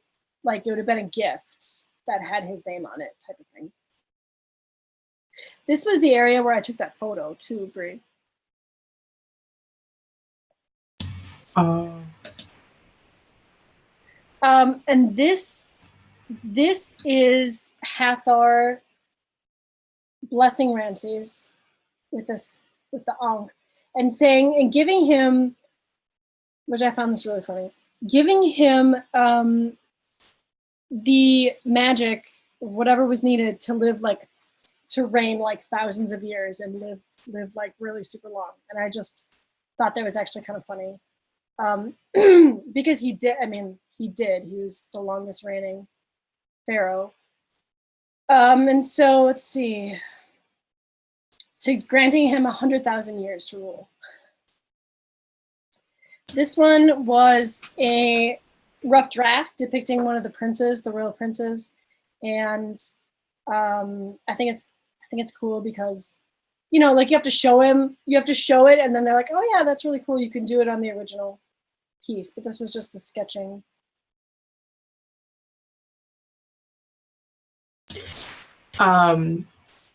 That was one of the other interesting things about that webinar, that channeling, was the information about the Ankh that you said you had also received. Yeah. Yep. Right? Yeah, I'm glad you brought that up. I'm happy to read that part if you... Yeah, if you have it, that would be great. if you want me to. I just have to find it here.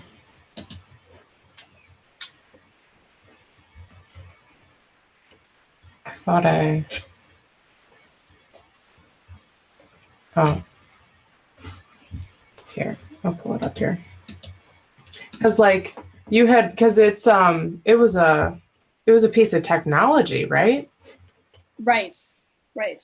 Whereas, you know, that was the first time I had ever heard that. Let's see, now I have to try to find where that question was. I think it was at the end. I'm sorry. I don't know. Oh, when I find it, I will let you know. Okay, so so then what I thought was really interesting was let's see if oh, here it is. Oh, you found it. Good. Yeah. Okay. So the question was, can we know more about the Egyptian Ankh? And the answer was, it was a piece of technology, actually, worn on the waist. This was a transporter, a communication device, and also many different things could be used with the Ankh. They did not use it in the presence of anyone but their closest servants, and no one could witness them using it because it was forbidden. So people could not watch them use the Ankh, but it was a piece of technology that was very advanced. Yep. So transporter, do you know what exactly they mean by that? Because that's where those Dijad pillars come in. There's another piece. It's like this, oh, that thing that Hathor had. Here, let me show you. You need all these pieces. You need all these pieces to work properly in order to do what it's supposed to do. But this is what I was told, this thing right here. Whatever that thing is, that's part of it too. It's all gotta line up, and then these portals open, and there's like all this stuff that you can do with them. Oh wow! So they mean a literal transporter, like a teleportation device. Yep. Are these? Do you know if that's teleportation to teleport the person or to teleport things? I don't know. I would assume that. I don't know. I would guess it's probably the person. Yeah, if it's being done for them. Right. But then there's also all the aspects of the Ankh being a protective symbol and all of that. So, and then not to mention the energy pathways of the body, and the Ankh representing the energy pathways of the body, and how Ankhing is known as a way to extend life, isn't it? Yep. That's in some of the researches, the research that's been people have conducted on it, definitely. Yeah. Yeah, because it's taking the life force energy of the universe, which is sexual energy by nature, the cosmic energy, and flowing it through the body in an Ankh pattern, and it keeps it, when you keep it looping, apparently it can literally replenish and heal the body. And the life, yeah, which would make sense, like with this, how she's offering him the Ankh to give him thousands of years of reign. Yeah. Wow. Yeah. Were these beings, like these pharaohs and the queens, were they galactic humans, kind of in the sense that you're a galactic human, or were they something else? Yeah, he joked with me once that he said, but we kept our heads, but we had to have a human body. So I'm not really sure like what that meant, but from my understanding, it was taking on a human form to come here and get things done, more so than just from like the human perspective. But like, what does that mean, taking on a human form? Because there's a lot of things that can actually translate to. Well, I guess in this case, it would be like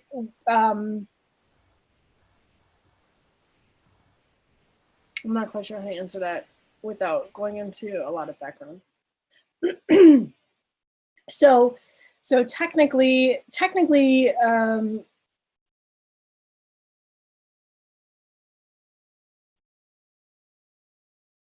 yeah, I don't know. I don't think I should be answering that.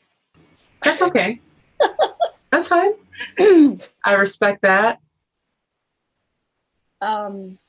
I'm feeling like maybe the heads that they kept are more like shape-shifting sort of thing. Like, yeah, I'm not sure what I should ask him more about that.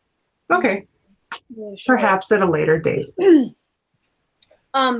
So like we had this whole thing on Ramses, right? Like it's this Queen exhibit, but we have this whole section on Ramses, and then you go into the next room, and there's this statue, and it's a young girl, and the girl's name is Nefertemu. I'm not sure I'm pronouncing that right, but anyway, she was one of the. It seemed like one of the Ramses children, and he didn't specify, like he never came in and said anything about that.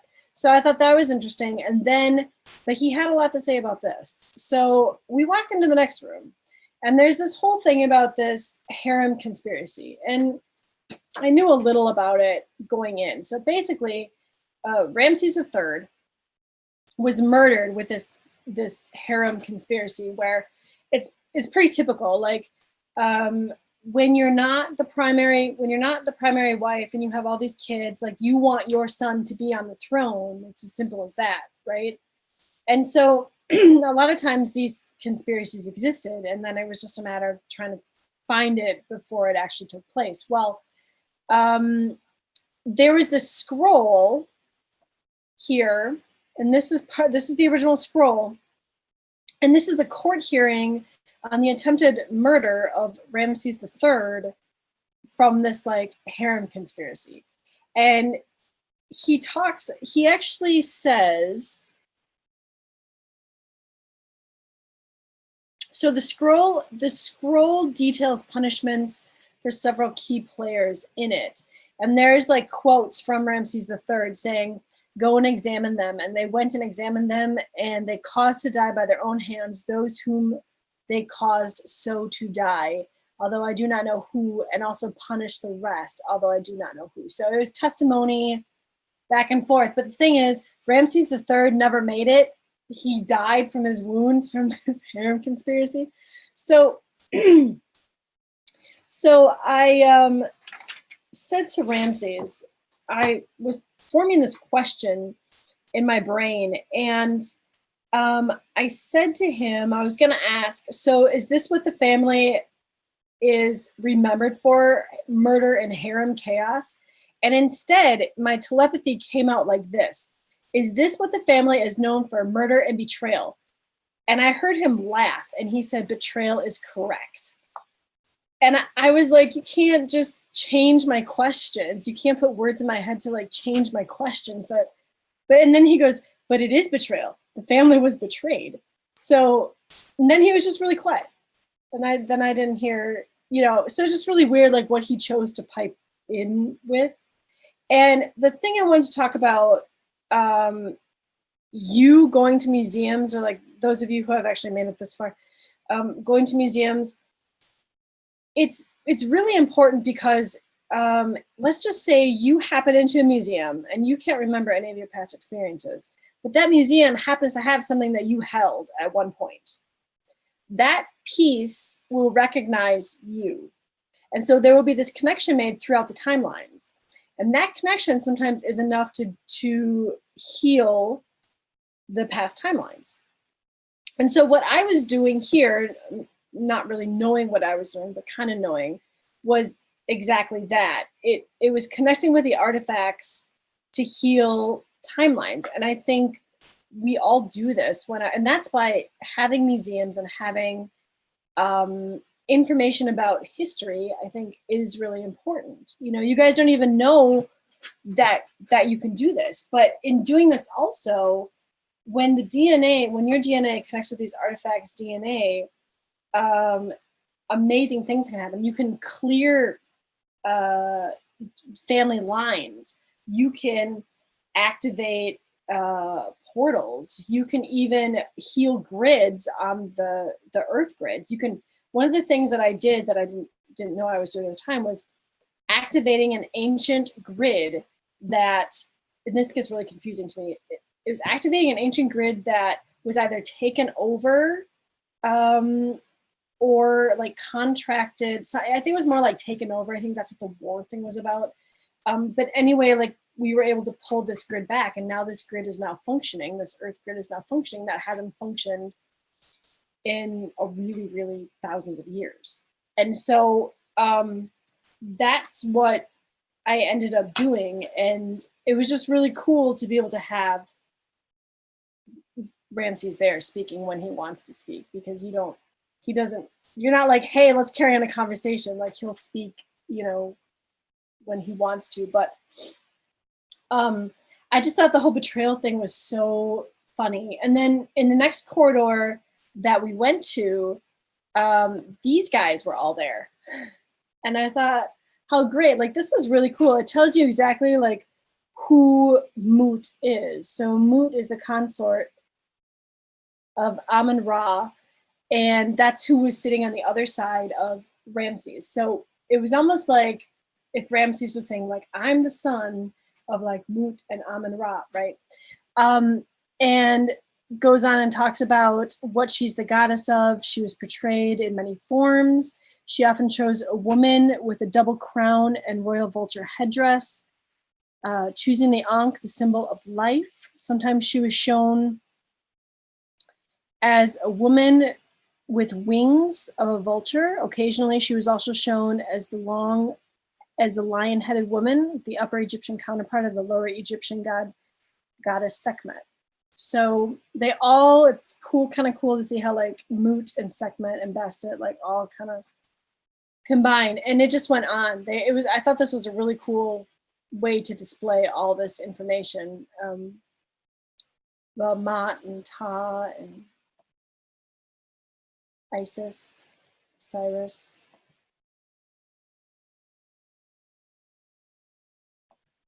So the next one that we come into was these goddess statues of Sekhmet, and they were in the temple of Moot, which I thought was super interesting. And there was 3 or 4, I think. And I had some light language that I actually put on the YouTube page that when we went through this. And this was a really homey feeling for me. I really enjoy it. I love being around Sekhmet. The main video when you go to the page is showing Sekhmet as well. I literally just felt the same thing when that photo came up. I just felt really happy and like comforted, really, and yeah, like it's very familiar. So that's interesting. And then, to also remember how Sekhmet and Bastet are like connected, and then to have that energy where I call the Horus brother. I don't know. Right. Do you think that they're twin flames essentially? I don't think so. I think that, well, I don't know. I mean, and would Sekhmet be more the masculine energy and Bastet's the feminine? Right. And Bastet would be the feminine. Yeah. Oh, I see what you're saying. So yeah, in that case, yeah. Interesting. Definitely. And then also, I don't know if it's here. These are some of the cool things that I just really enjoyed. These are to house your codgel sticks in, like different cosmetic spoons. Things would get housed in here. This is a cosmetic container, and the little bird, his body will flip over, so you can house like 2 different things in there. One has a cover, you can flip it to whatever side you need it. Oh, that's cute.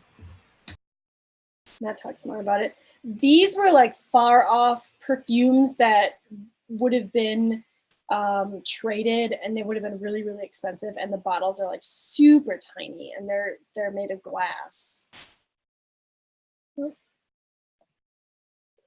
And they're really pretty. They're very vibrant. I think sometimes people forget that, like, even in ancient times, colors were vibrant. These are ungent jars. A lot of times they had like little flat tops that would go on them, and they would hold scented fats or like medicinal fats and things that you can either use to like perfume yourself or use to heal things. And of course, like, you have to have a monkey pot, cosmetic monkey pot, which probably held kohl or kajal at the time. I think I have a front. He looks like a little baboon to me. Yeah, totally. Again, more cosmetic jars, ungent vases.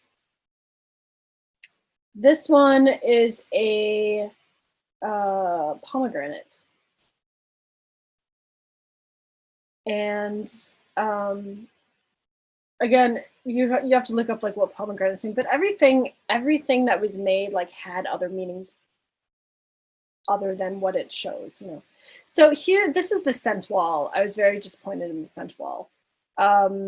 This must travel with the exhibition, and it's been a long time, and fats do go rancid. So even when you're dealing with historical cosmetics and unguents and things, the fats can go rancid, and when they're rancid, it's very obvious to tell. So when you would pick these up and you would smell them, I know what they smell like because we work with these oils all the time in our lab, and I felt really bad for the people who were excited to smell what like ancient Egyptian perfume would smell like, and then get this horrible smell of like rancid fat.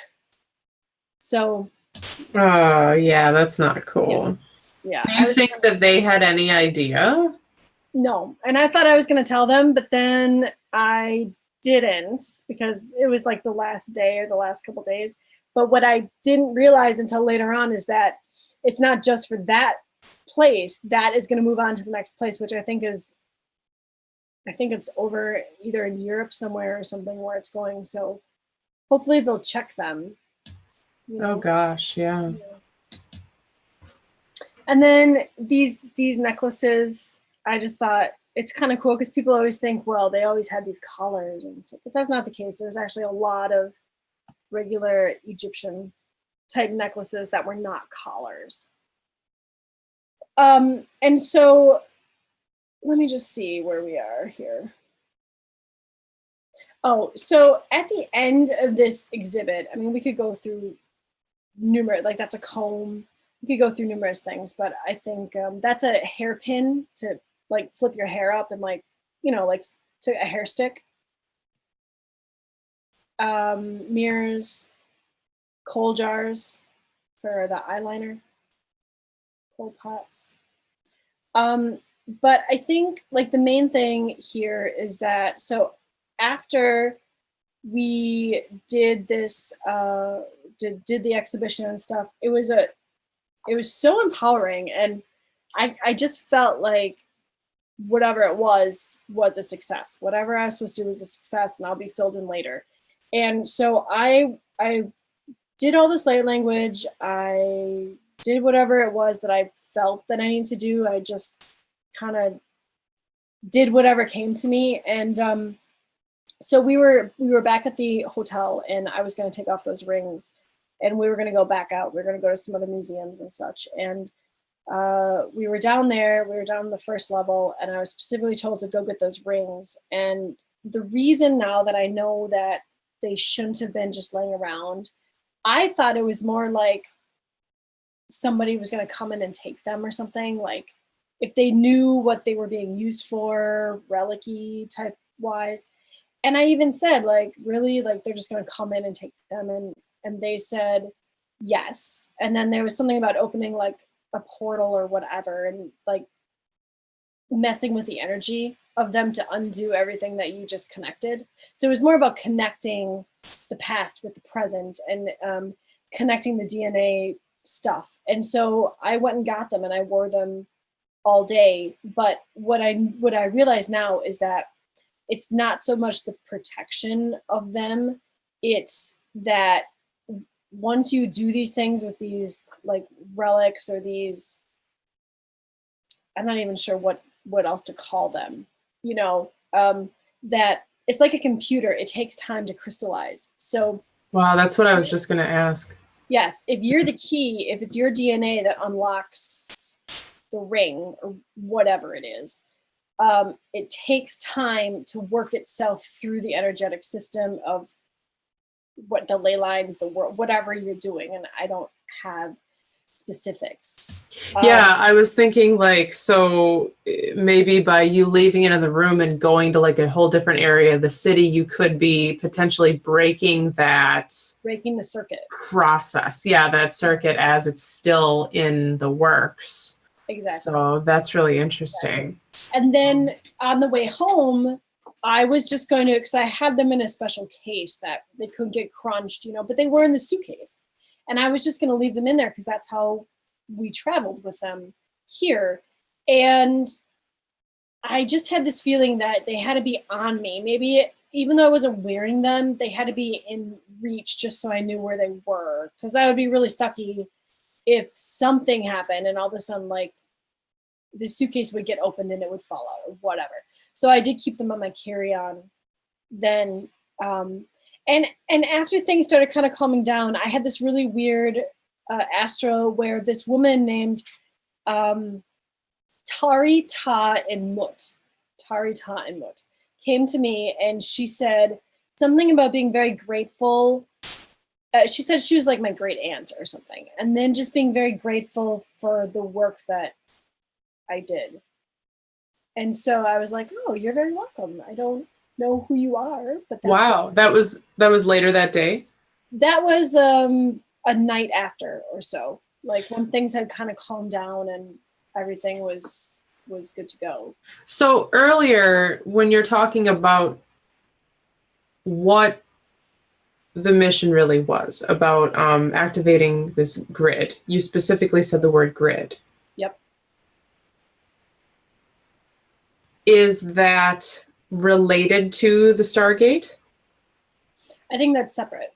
Okay. That's a really good question. I think that's separate. I'm pretty sure that's separate. Got it. And like a Stargate is different than a portal, and a portal is different than a grid. But like they all can work together. So like even when, I think a lot of us Starseeds or Lightworkers don't feel like we're doing anything. But we actually are, because we're at night, we're astraling. We're working on the Earth grids, astraling. Yeah, I don't know. Stop laughing at me. That's such an awesome word. I'm going to use that now. Should we use that word from now on? Yes, like, well, when I was astraling the other day, that's perfect. It's a thing now. It's now on the interwebs forever. It's now, yes. So, I mean, like, that's something that my guides talk about a lot. Well, we were off fixing these Earth grids and things like that. So a lot of Lightworkers are always working to fix the grids. So I think it amps it up a little bit when you can connect with ancient pieces that know you. Like they told me too that when you walk into a place, like let's say you go on a trip to Gettysburg or whatever, I don't know. Ireland. I've always wanted to go to Ireland.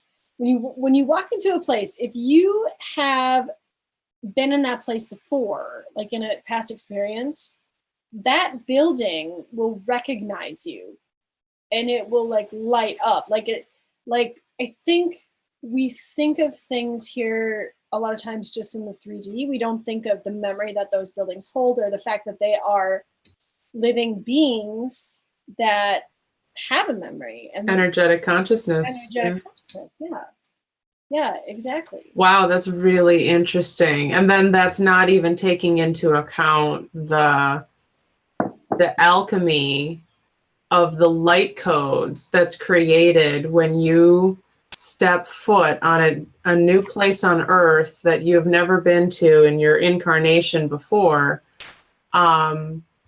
The energy of the land and your energy merge and create something that's never existed before. And that's part of why so many light workers are being called to travel to specific places and just travel there, because it can literally be their own light codes of their frequency that can activate it.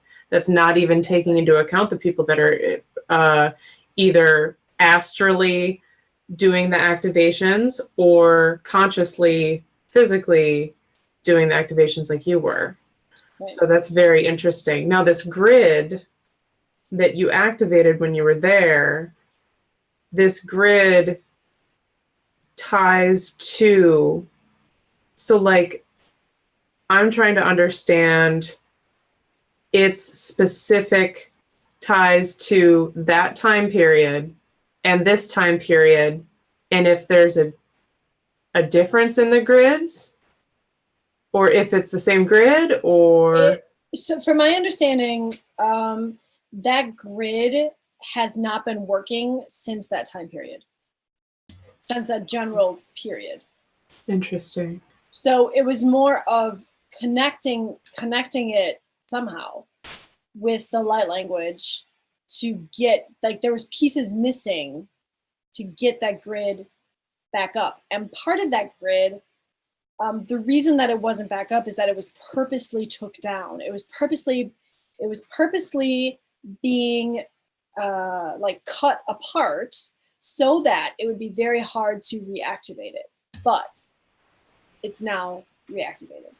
And this grid isn't, do you think it had, how do I ask this question? The physical location, you were in Washington, D.C. So talking about the grid work in Washington, D.C. Well, and that's a totally other thing that, right. And part of that, so, because I was still wearing the rings and everything when we went to go see the Washington Monument and the Abe Lincoln thing. And so like the light language with all that and connecting it with just connecting everything, just in my mind's eye, see like the circuits like being popped in and, you know, and I think I have a video of the Washington Monument with like the sun and stuff. And that was, that was beautiful. I think it all connected. And then, oh, you know what? I bet you I took them down. When we were flying home, there was really amazing things that we were seeing. When I looked down, and I have a photo of it, there was a figure 8 in the ground. Let's see if I can pull this up. Too. There were so many pictures. Oh, right here. So,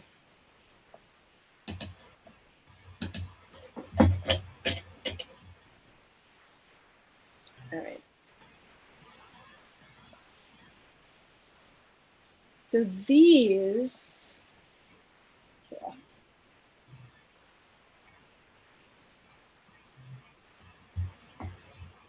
Okay. So these are the pictures that we took while we were in the air, and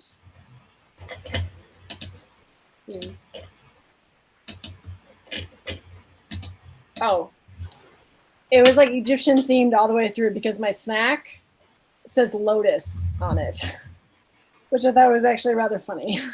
So here, like there's this figure 8 here that we passed. And it was just really interesting to see the numbers continuously flowing. Like you knew you were on target because the numbers would be there. Everything would be there. There's the Star Alliance. Here's our last flight home. This goes to 8. This comes to 10. Right here is a 5 and a 5, which equals a 10. So it was still those numbers. And after I got home, I looked at those numbers and I wrote them down to try to better understand what was going on. And so the number 10 says, you step forward into the future with confidence and optimism, and because you are getting the support you need, and it comes in alignment with divine source. Your angels want you to know that you are going down the right path, to have confidence because they have confidence in you, reminding you not to doubt yourself. Endings and beginnings, listening to your guides, your heart, your intuition, and keep pushing through the rough times, which, I mean, it was bad. Like, to have your whole livelihood being taken away and then be stuck in an airport and think you're not even going to be able to do this. It seems like, to talk about it now, because that emotion's not with it, but ooh, it was pretty rough. Well, yeah, you had the whole. Oh, I'm sorry. I was just gonna say you had all the pressure too, with your shop being down, and you know, your husband being like, "Whoa, we shouldn't be doing this right now," when we literally suddenly have no source of income. We shouldn't be flying around, but it all. And it was right, just like the dream or the meditation I had, where Horus is like, "It will be returned to you. Just have faith." And it was returned. Perfect. So yeah, right. And I mean, that's why I was just like, pom poms, like, you're gonna be all right. I know it's gonna be awesome. And sometimes it's hard for us to see that when we are in the midst of the chaos. And I think you did great. It's easy sometimes to give up, because that's the easiest way out. But really, that wouldn't have helped anything. Like, I'm sure that this, whatever mission this was sort of planned into my path. And had I not done it, somebody else would have had to take it over. First off, it's not like just because you don't do your missions, they just don't get done. Then somebody else has to volunteer to do it. Because we're all in it together. Like I always say, we're going to either sink together or we're going to swim together. So these moments that really call for having listening to yourself and knowing that things are hard now, but they're going to get better, even though you're just trusting that you're like, you have no idea what you're doing. You're on this mission, but like you're being guided and you're just going with the flow. And I think that's really important. And that's like what the 10 is kind of about: the ending, the beginning, divine awakening. Everything flows and everything changes. A conversion of two things into one. And I thought that was interesting, because we took the present timeline with the past timelines and we combined them into one, flipping on the light switches, basically to connect all the lights, right? New beginnings, honor, faith, self-confidence. 10 can overcome bad karma. The 0 represents hidden enemies, which, let me tell you, at that time I was thinking, yeah, we have some hidden enemies. And it's really hard to explain, because you're like, God, that sounds so crazy. That sounds absolutely crazy, you know? And then it talks about recognizing the setbacks and still persevering. Perfect. Long-lasting relationships, dedicated partners who help each other and who recover lost pieces. And I was like, wow, that's pretty epic. Number 11 is soul mission, a great life purpose. It's sending inspiration and encouragement that what you are or will be doing will help all of humanity and the gateway to enlightenment through visions, dreams, understanding, and functioning into other dimensions. That's what this was all about, right? Being open and receptive to all states of being. And that's what Ramses had told me way before this whole thing started. Linked to justice. And I thought that was really funny, because what did Ramses say? Something about what did he say? Not betrayal. He said that he did say betrayal to justice. So I'm wondering, like, I'm sure the family lines were cleared, you know?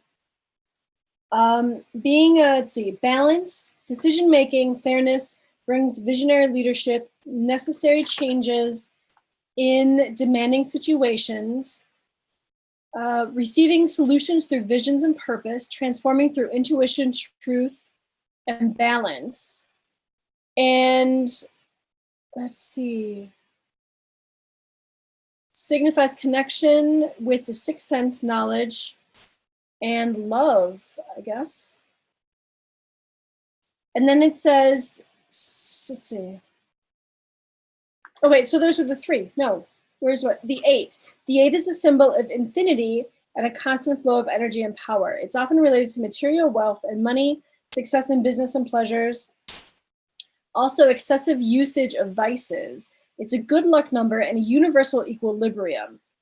And that's kind of what I feel this was too, like helping things kind of find that equilibrium throughout the timelines. Whatever the number touches doubles in size with a unique relationship to all other numbers. It's associated with Mars, Jasmine, orders and balance, perfectionism, constant desire to master all important things in life, inner strength. It sees the world in black and white and represents a sacrifice for the right cause. So I thought that was interesting too, because all of Nefertari's stuff is in black and white. It's all painted black and white. And then sacrificing for the right cause. Well, I think that probably has to do with the past timelines, with the present timelines, and then even maybe like sacrificing the business so they could actually contact me and I could just, otherwise I would have been so, it's true. I mean, I would have been so preoccupied with 3D that they may not have been able to get through to me to give me the needed information that I needed. Yeah, wow. It is the number of resurrection, which I thought was also very interesting, considering freeing the energies and dealing with the actual sarcophagus there and stuff like that. And so it's just amazing how when you put all this stuff together, it was a pretty crazy trip, but it all somehow combines in crazy ways, right? It's yeah, it's witnessing it from my perspective as you were going through with it was really interesting, because it just like it was confirmation after confirmation after confirmation after it was just literally nonstop. Even the stuff that wasn't super fun, even your flights getting changed and the numbers changing, just all of it. And then all the stuff that I was seeing and that I would send you, like, I know. Okay. And then when you and Wendy had your Wednesdays with Wendy, I'm not quite sure what it's called. Yep, that's it. And she was really excited because I had kept her in the loop as well. And she was really excited to talk about all the crazy synchronicities that were happening on this trip. But then as soon as she started talking about it, everything went down. Like her internet went down. She got booted off. And then you had even said that you kind of felt that we really hadn't been given the permission. Like things weren't solidified. They weren't crystallized yet. Yeah, it's weird because I certainly didn't have any feeling of like, we shouldn't be talking about this right now, but it was like I just naturally was hesitating. There were a lot of things I wanted to say. I didn't feel like it was the right time. I didn't feel like it was the right place to go into. She was trying to talk about like, oh, we were just talking about you and Alicia being able to meet soon, and then you end up meeting a few days later. And so, but then she started to say more about the grids you were seeing when you got on the plane and the protection and all of that. And it just, her stuff got shut down. And it was so interesting. And I think that's also personally for me, it's nice to know that, like, you know, we're like, this is all, we have a lot of guidance, we have a lot of support, we have a lot of help. Even from the ethers, even from beyond the 3D realm and physicality. So things do happen at the right times, and we are guided to say things at the right times. And here where I've spent years being all like, oh, I don't know if I'm receiving guidance. I don't know if I'm hearing this. And it's like, I intuitively, that's just how I function. I've been doubting it this whole time, but that's literally just how I am. Mm-hmm. So it helps me then, because a lot of the stuff with you is confirming for me that I'm receiving, like I would message you at a specific time that's right when something happened, or right at the right moment, or right some timestamp. So it's confirming for me too that, you know, we're all being guided, and we do have that constant communication, especially when we believe that we do. Right. Because the doubt is what literally blocks it. Exactly. And that's like where my guides have said too, like we're trying to get messages to you, but you're in this like self-doubt vibration and we can't get through.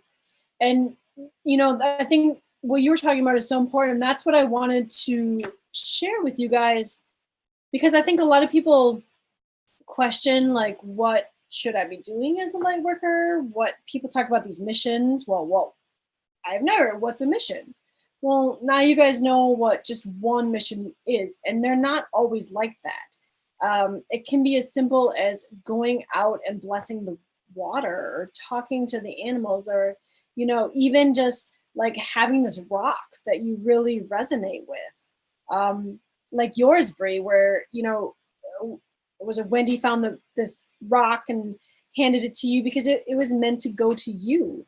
Yeah. Those are missions that are completed. You know, it's not, they don't always have to be big and grand, because every mission is big and grand, whether our 3D eyes view it in that way, if that makes sense. For sure. Yeah. We're awakening in a lucid dream. So it's like saying one part of a dream is more important than another part of a dream. It's all important, right? It all serves a purpose, and our perception of it is what literally gives it its meaning.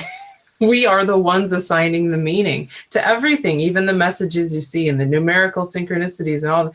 You're going to know in each moment what it means. You're just going to feel it. And if you're not feeling it, believe that you're going to start feeling it, and you will. Mm-hmm. It's that it is that belief that you're on the path, and you're just following your excitement, and you're just like, all right, well, I'm just going to live my life and be a human and do my human thing here, and it will just gradually unfold. And it's allowing the universe to co-create with you in a beautiful way, instead of the resistance and the fear and the, oh my God, the sky's falling and everything's against me, and, you know, it's constant doomsday. Which and happens, as shown in the plane thing, but also what you guys got to see was what happens when we all get together to shift things, and how quickly everything shifted. And it was also your perspective too, where you had a shift in your energy, you had a shift in your belief, you were in like completely down in the dumps, and then you were like, you know what, no, I was just told that, you know, I got all this happening, I have all this assistance, I literally just have to ask. And it is the asking, even if it's like telepathic, even if it's in your thoughts of just like, all right, I'm open to assistance. You're opening the door. What you're doing in that moment is opening the door. And that's what I'm learning. You know, some people, I think it was Wendy or somebody was just talking about, like, well, I thought that would just always naturally just be the case. That's just how it's going to be. And it's like, well, there's a real component of opening the door energetically in the moments that we're going through this stuff to let it happen. Yeah, exactly. And even, I think a lot of times people think that it's that, like, if we need help, they're there to help us. But a lot of times you forget that we have this human law here that they can't interfere with free will. So we actually have to ask. We have to ask our teams and our guides and, you know, beings to help us. And then they can help us. They want to help us. But sometimes we have to help ourselves first, you know? Yeah, for sure. And I'm feeling like massive waves of heat all of a sudden. Yay. And warmth in my heart. So that's fun. Also, I started a new playlist for you guys. that is a meditation playlist. And so I put the meditations in there that I used because I thought I was going to have like a fun time with my guides, and turns out I was like briefed on what the mission was going to be and stuff, but I did put them in the playlist for you. So if you're looking for some meditations, those are the ones that have worked for me. And if you guys know of any other great ones, you know, let me know and we can add them. So yeah, other than that, do we have anything else? Well, you were thinking of a part 2 of this, going into more specifics. Oh, about relics and Stargates and how it all is combined with DNA and stuff like that. Yeah. And there's some interest. This, I think that's important because that's the stuff we're going to be seeing coming in now. So we should probably start creating discussion. For sure. And that was great. I was going to say, I got some information on that necklace, but maybe we should save that for that time. Oh, I am so stoked to hear. Because it's not every day that necklaces teleport into bedrooms. I know. Not usually, you know. So I'm looking forward to that. The reason why I said "and" is because I realized in that channeling that was done last Saturday, not yesterday, with, you know, talking about relics and stargates and portals on Hucolo. One of the things that they said about the Stargates was that recently, within the past, like, I don't know what they meant by recently, the past few weeks or something. I think it was the past few weeks. There have been, there was a new one king, huh? There was a new one activated.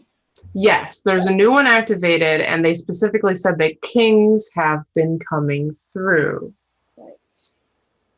And that we are gathering the energy from these stargates. And I think that has a lot of multiple meanings and layers to it. And so that's something that we can go into.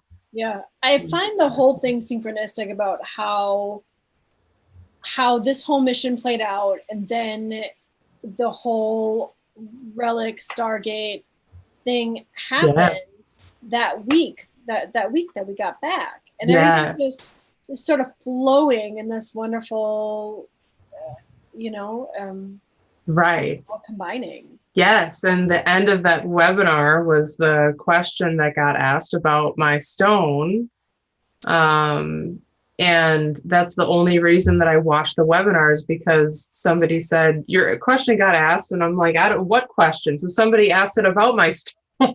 Wasn't even, so this is all just like, and then I felt compelled to transcribe this webinar, which I've never done before. And it's like, I felt like this information about these Stargates and everything is extremely important. And knowing the links with pyramids and how some of them were used as Stargates and all of that. It's all connected. I think it's cool that you also were able to share all of this stuff and, share your perspective, and especially your perspective of some of the stuff in that museum and how maybe some of the things were a little confused or, Yeah, exactly. Some of the information, the names, rancid perfume. That's sad. It's really sad. Oh my gosh, that's so sad. But we have some really good Egyptian perfume. I was gonna ask Ramses if he would tell me what his favorite perfume stuff is, but that's like chit chat talk, and there's no chit chat talk allowed. Do you know what I mean? It's like, I have purpose. I'm going to tell you because it's purposeful. It's important. I'm sure that creating perfumes probably would not fall under the importance. Oh, shucks. File folder. That's really funny. No small talk, huh? No small talk. No small talk. Only the big, serious, mega heavy stuff. Big serious stuff. Yeah. Yeah. Unless it's like a love letter thing, but that's, I don't know. That's I guess its own file folder, right? Well, and speaking of love letters, it seems like that's actually what shifted you into a different vibration. It did, very much so. When you were doing that at the airport. Yeah, that was really amazing. I think it was more because I was able to, at first it was because reading that when you're doing your best to hear what he's saying and transcribe it, those words that you transcribe carry his energy. So it's like a direct link when you read it to feel that energy and connect with him. Mm-hmm. Which I think would be great to like make it available that people could do that also. But I think that's what really helped me, having that direct connect, because otherwise, like any teams and guides, you have to sit and be with him in that vibration. And when you're down like that, that's hard. That's hard to raise your vibration up so fast to that level, you know? Well, I think this also relates with the fact that I guess one of the last things I wanted to touch on again is it's very synchronistic, and it seems like it was designed, set up this way for you to spontaneously have your twin reconnect with you, your twin flame reconnect with you right before this, that he has this mega fractal of Ramses in him, and that by you two being energetically connected the whole time you were there allowed this to actually go down the way it was supposed to. It brought in that sun and moon energy, right? Oh my gosh, you're right. Wow. Yeah. Yeah. I know. I got a big heat wave after I said that. It's that was, you know, because I asked him once, I was like, so there's this theory going around about how this one channeler was like, yeah, the moon went behind the sun's back, and like there's this whole massive thing. But I explained this to him, and he's like, he thought it was rather amusing, and he's like, well, they got the imagery right, but they got the translation wrong. And he's like, this is how it actually, you know. And so it was that it looks like the moon is going behind the sun's back, but when the sun sets, the moon comes out. And so it's equal ruling of male and female in that time. wow. That's fascinating. Yeah. Yeah. What was that, the original where you said that people were misunderstanding the translation? What was that from? Where was that? That was a channeler. So you had a session, right? Oh yeah, we're not going to talk about that. Okay. But there was this channeler who, this is actually a really good example of something that Michael talks about, where no matter what you're channeling, whether you're writing or whether you're trans channeling or whatever, however the information is coming in, if you have a viewpoint on the person you're channeling, if you had like experiences with the person you're channeling, you're going to be swayed, and it's going to be very hard to not have your viewpoints or the way you view that person come into your channeling, color your channeling, right? So this woman who, this was gifted to me. This was like years and years ago. This was a gifted session to me. This woman had a past life on some timeline where like she swears that Ramses like was this like mass murderer type person and sent all his armies to like do like horrible things. So that was like, which I don't ever remember that, but which was coloring her, so like when the information came through for me, that colored her thing. So she was like, when she saw the sun and the moon, she automatically assumed I had gone, or Nefertari had gone behind Ramsey's back to try and save the divine feminine. And like she was getting the imagery, but like because she had a preconceived idea of an experience in a vibration on that timeline, that it got messed up. And so I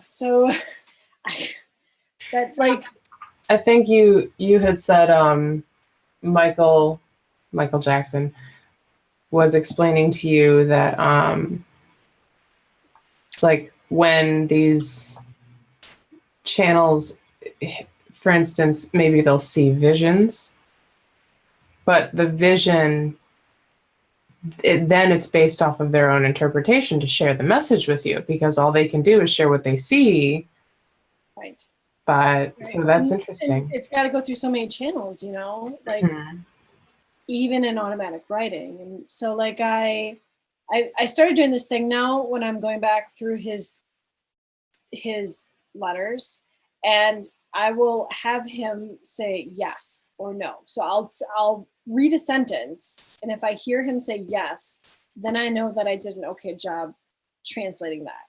But if I hear him say no, then we have to go through and figure out like what word I didn't get correct. Or do you know what I mean? That's really cool. That's this is something I'm working on. Like I've done a couple, yeah. And there's been very few mistakes, but it's mostly like word choice, I think. Which makes that can make a massive impact on even one sentence. Right, exactly. And connotations of words, man, we got weird language we have to work with in this realm. So English teacher who knows it all. Oh yeah, look at me over here knowing it all. Yeah. You have a really large vocabulary of words, which I find very cool. Yeah. I like that. It's always been something that's been really important to me, and now writing is coming up for me again, finally. Nice. After in middle school being like, I'm going to be an author, I'm so excited, I've already started my books, and then going to class and, oh, that one girl writes a lot better than I do. I might as well give up for the rest of my life and never write again. Like, what? And then you step into your power and you're like, I got this. I got this. Like, obviously I was designed to do this. Yeah. But it just goes to show how silly disillusionment, I mean, how easily we can just like give ourselves the most ridiculous reasons to veer off the path. Yeah, which is it's all doubt. And when you see it for being that and just like avoiding something that makes me want to sing and dance, well, And then there's no one to blame but yourself for that, And I still find myself in that situation where your hardest critic is you. Yeah.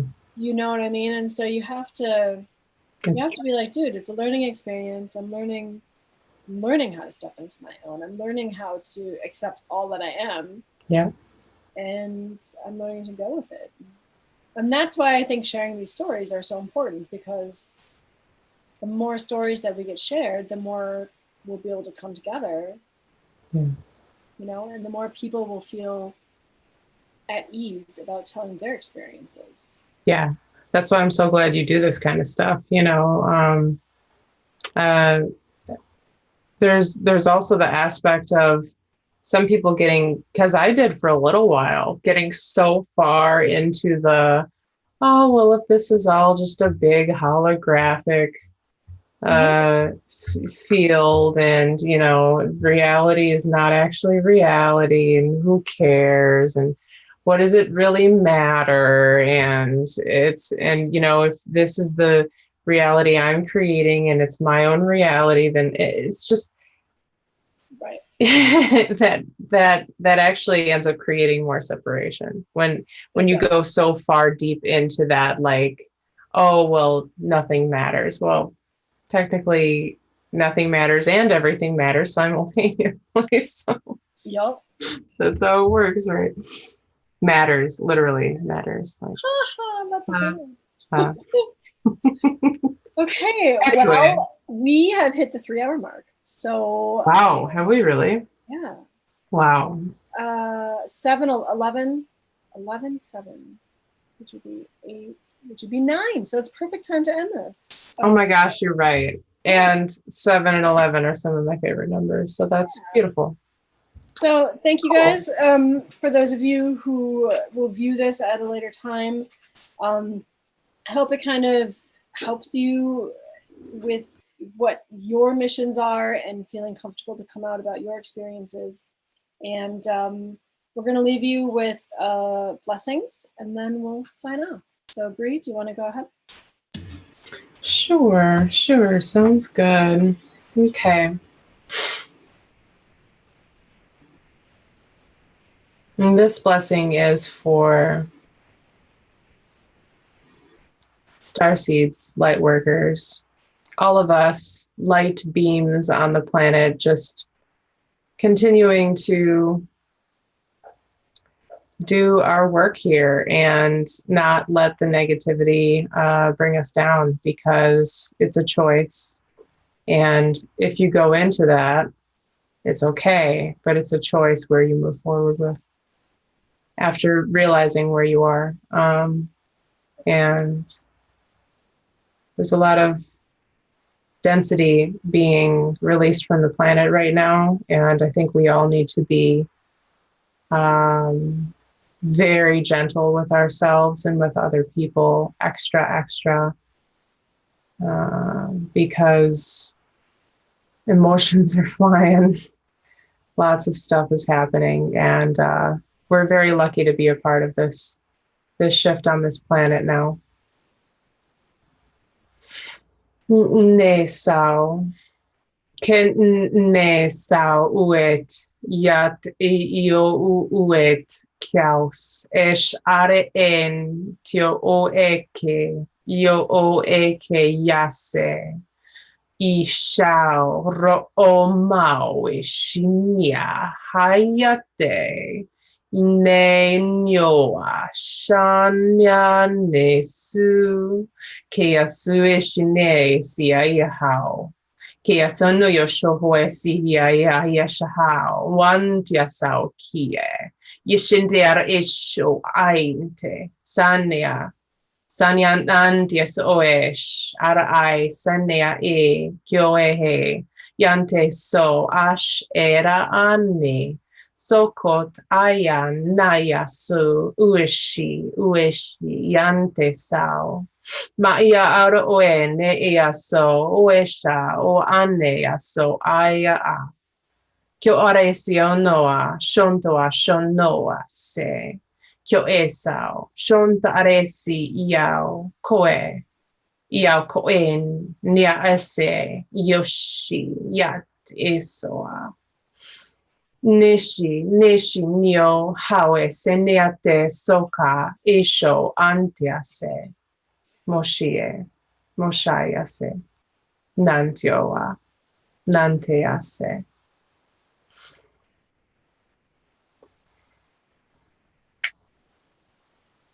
Blessings. Beautiful.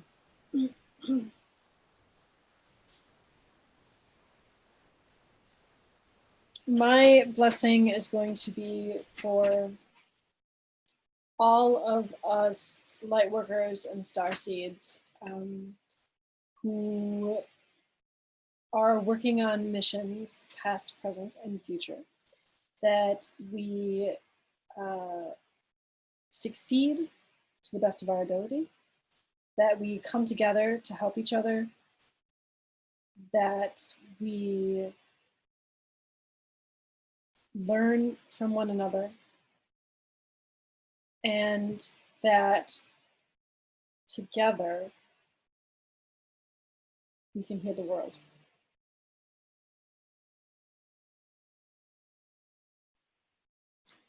Shataya no o satia ku ulupu judia ka ayatia sana. Nali ukuno dia po shatia sukuaya. Nayata. Nayata li uona satia po shatia sukuona tiata kana. Nayato upo boy leia jonata. Ia sakuapa anati.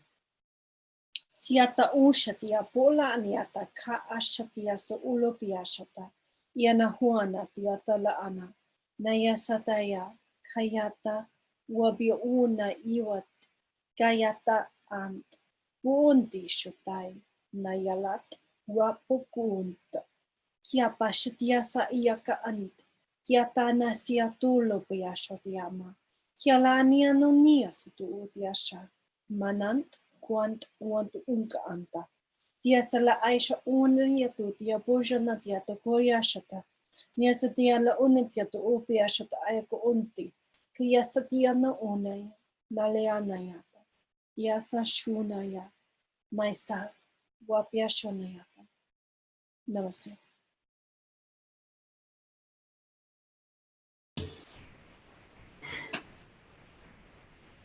Thank you.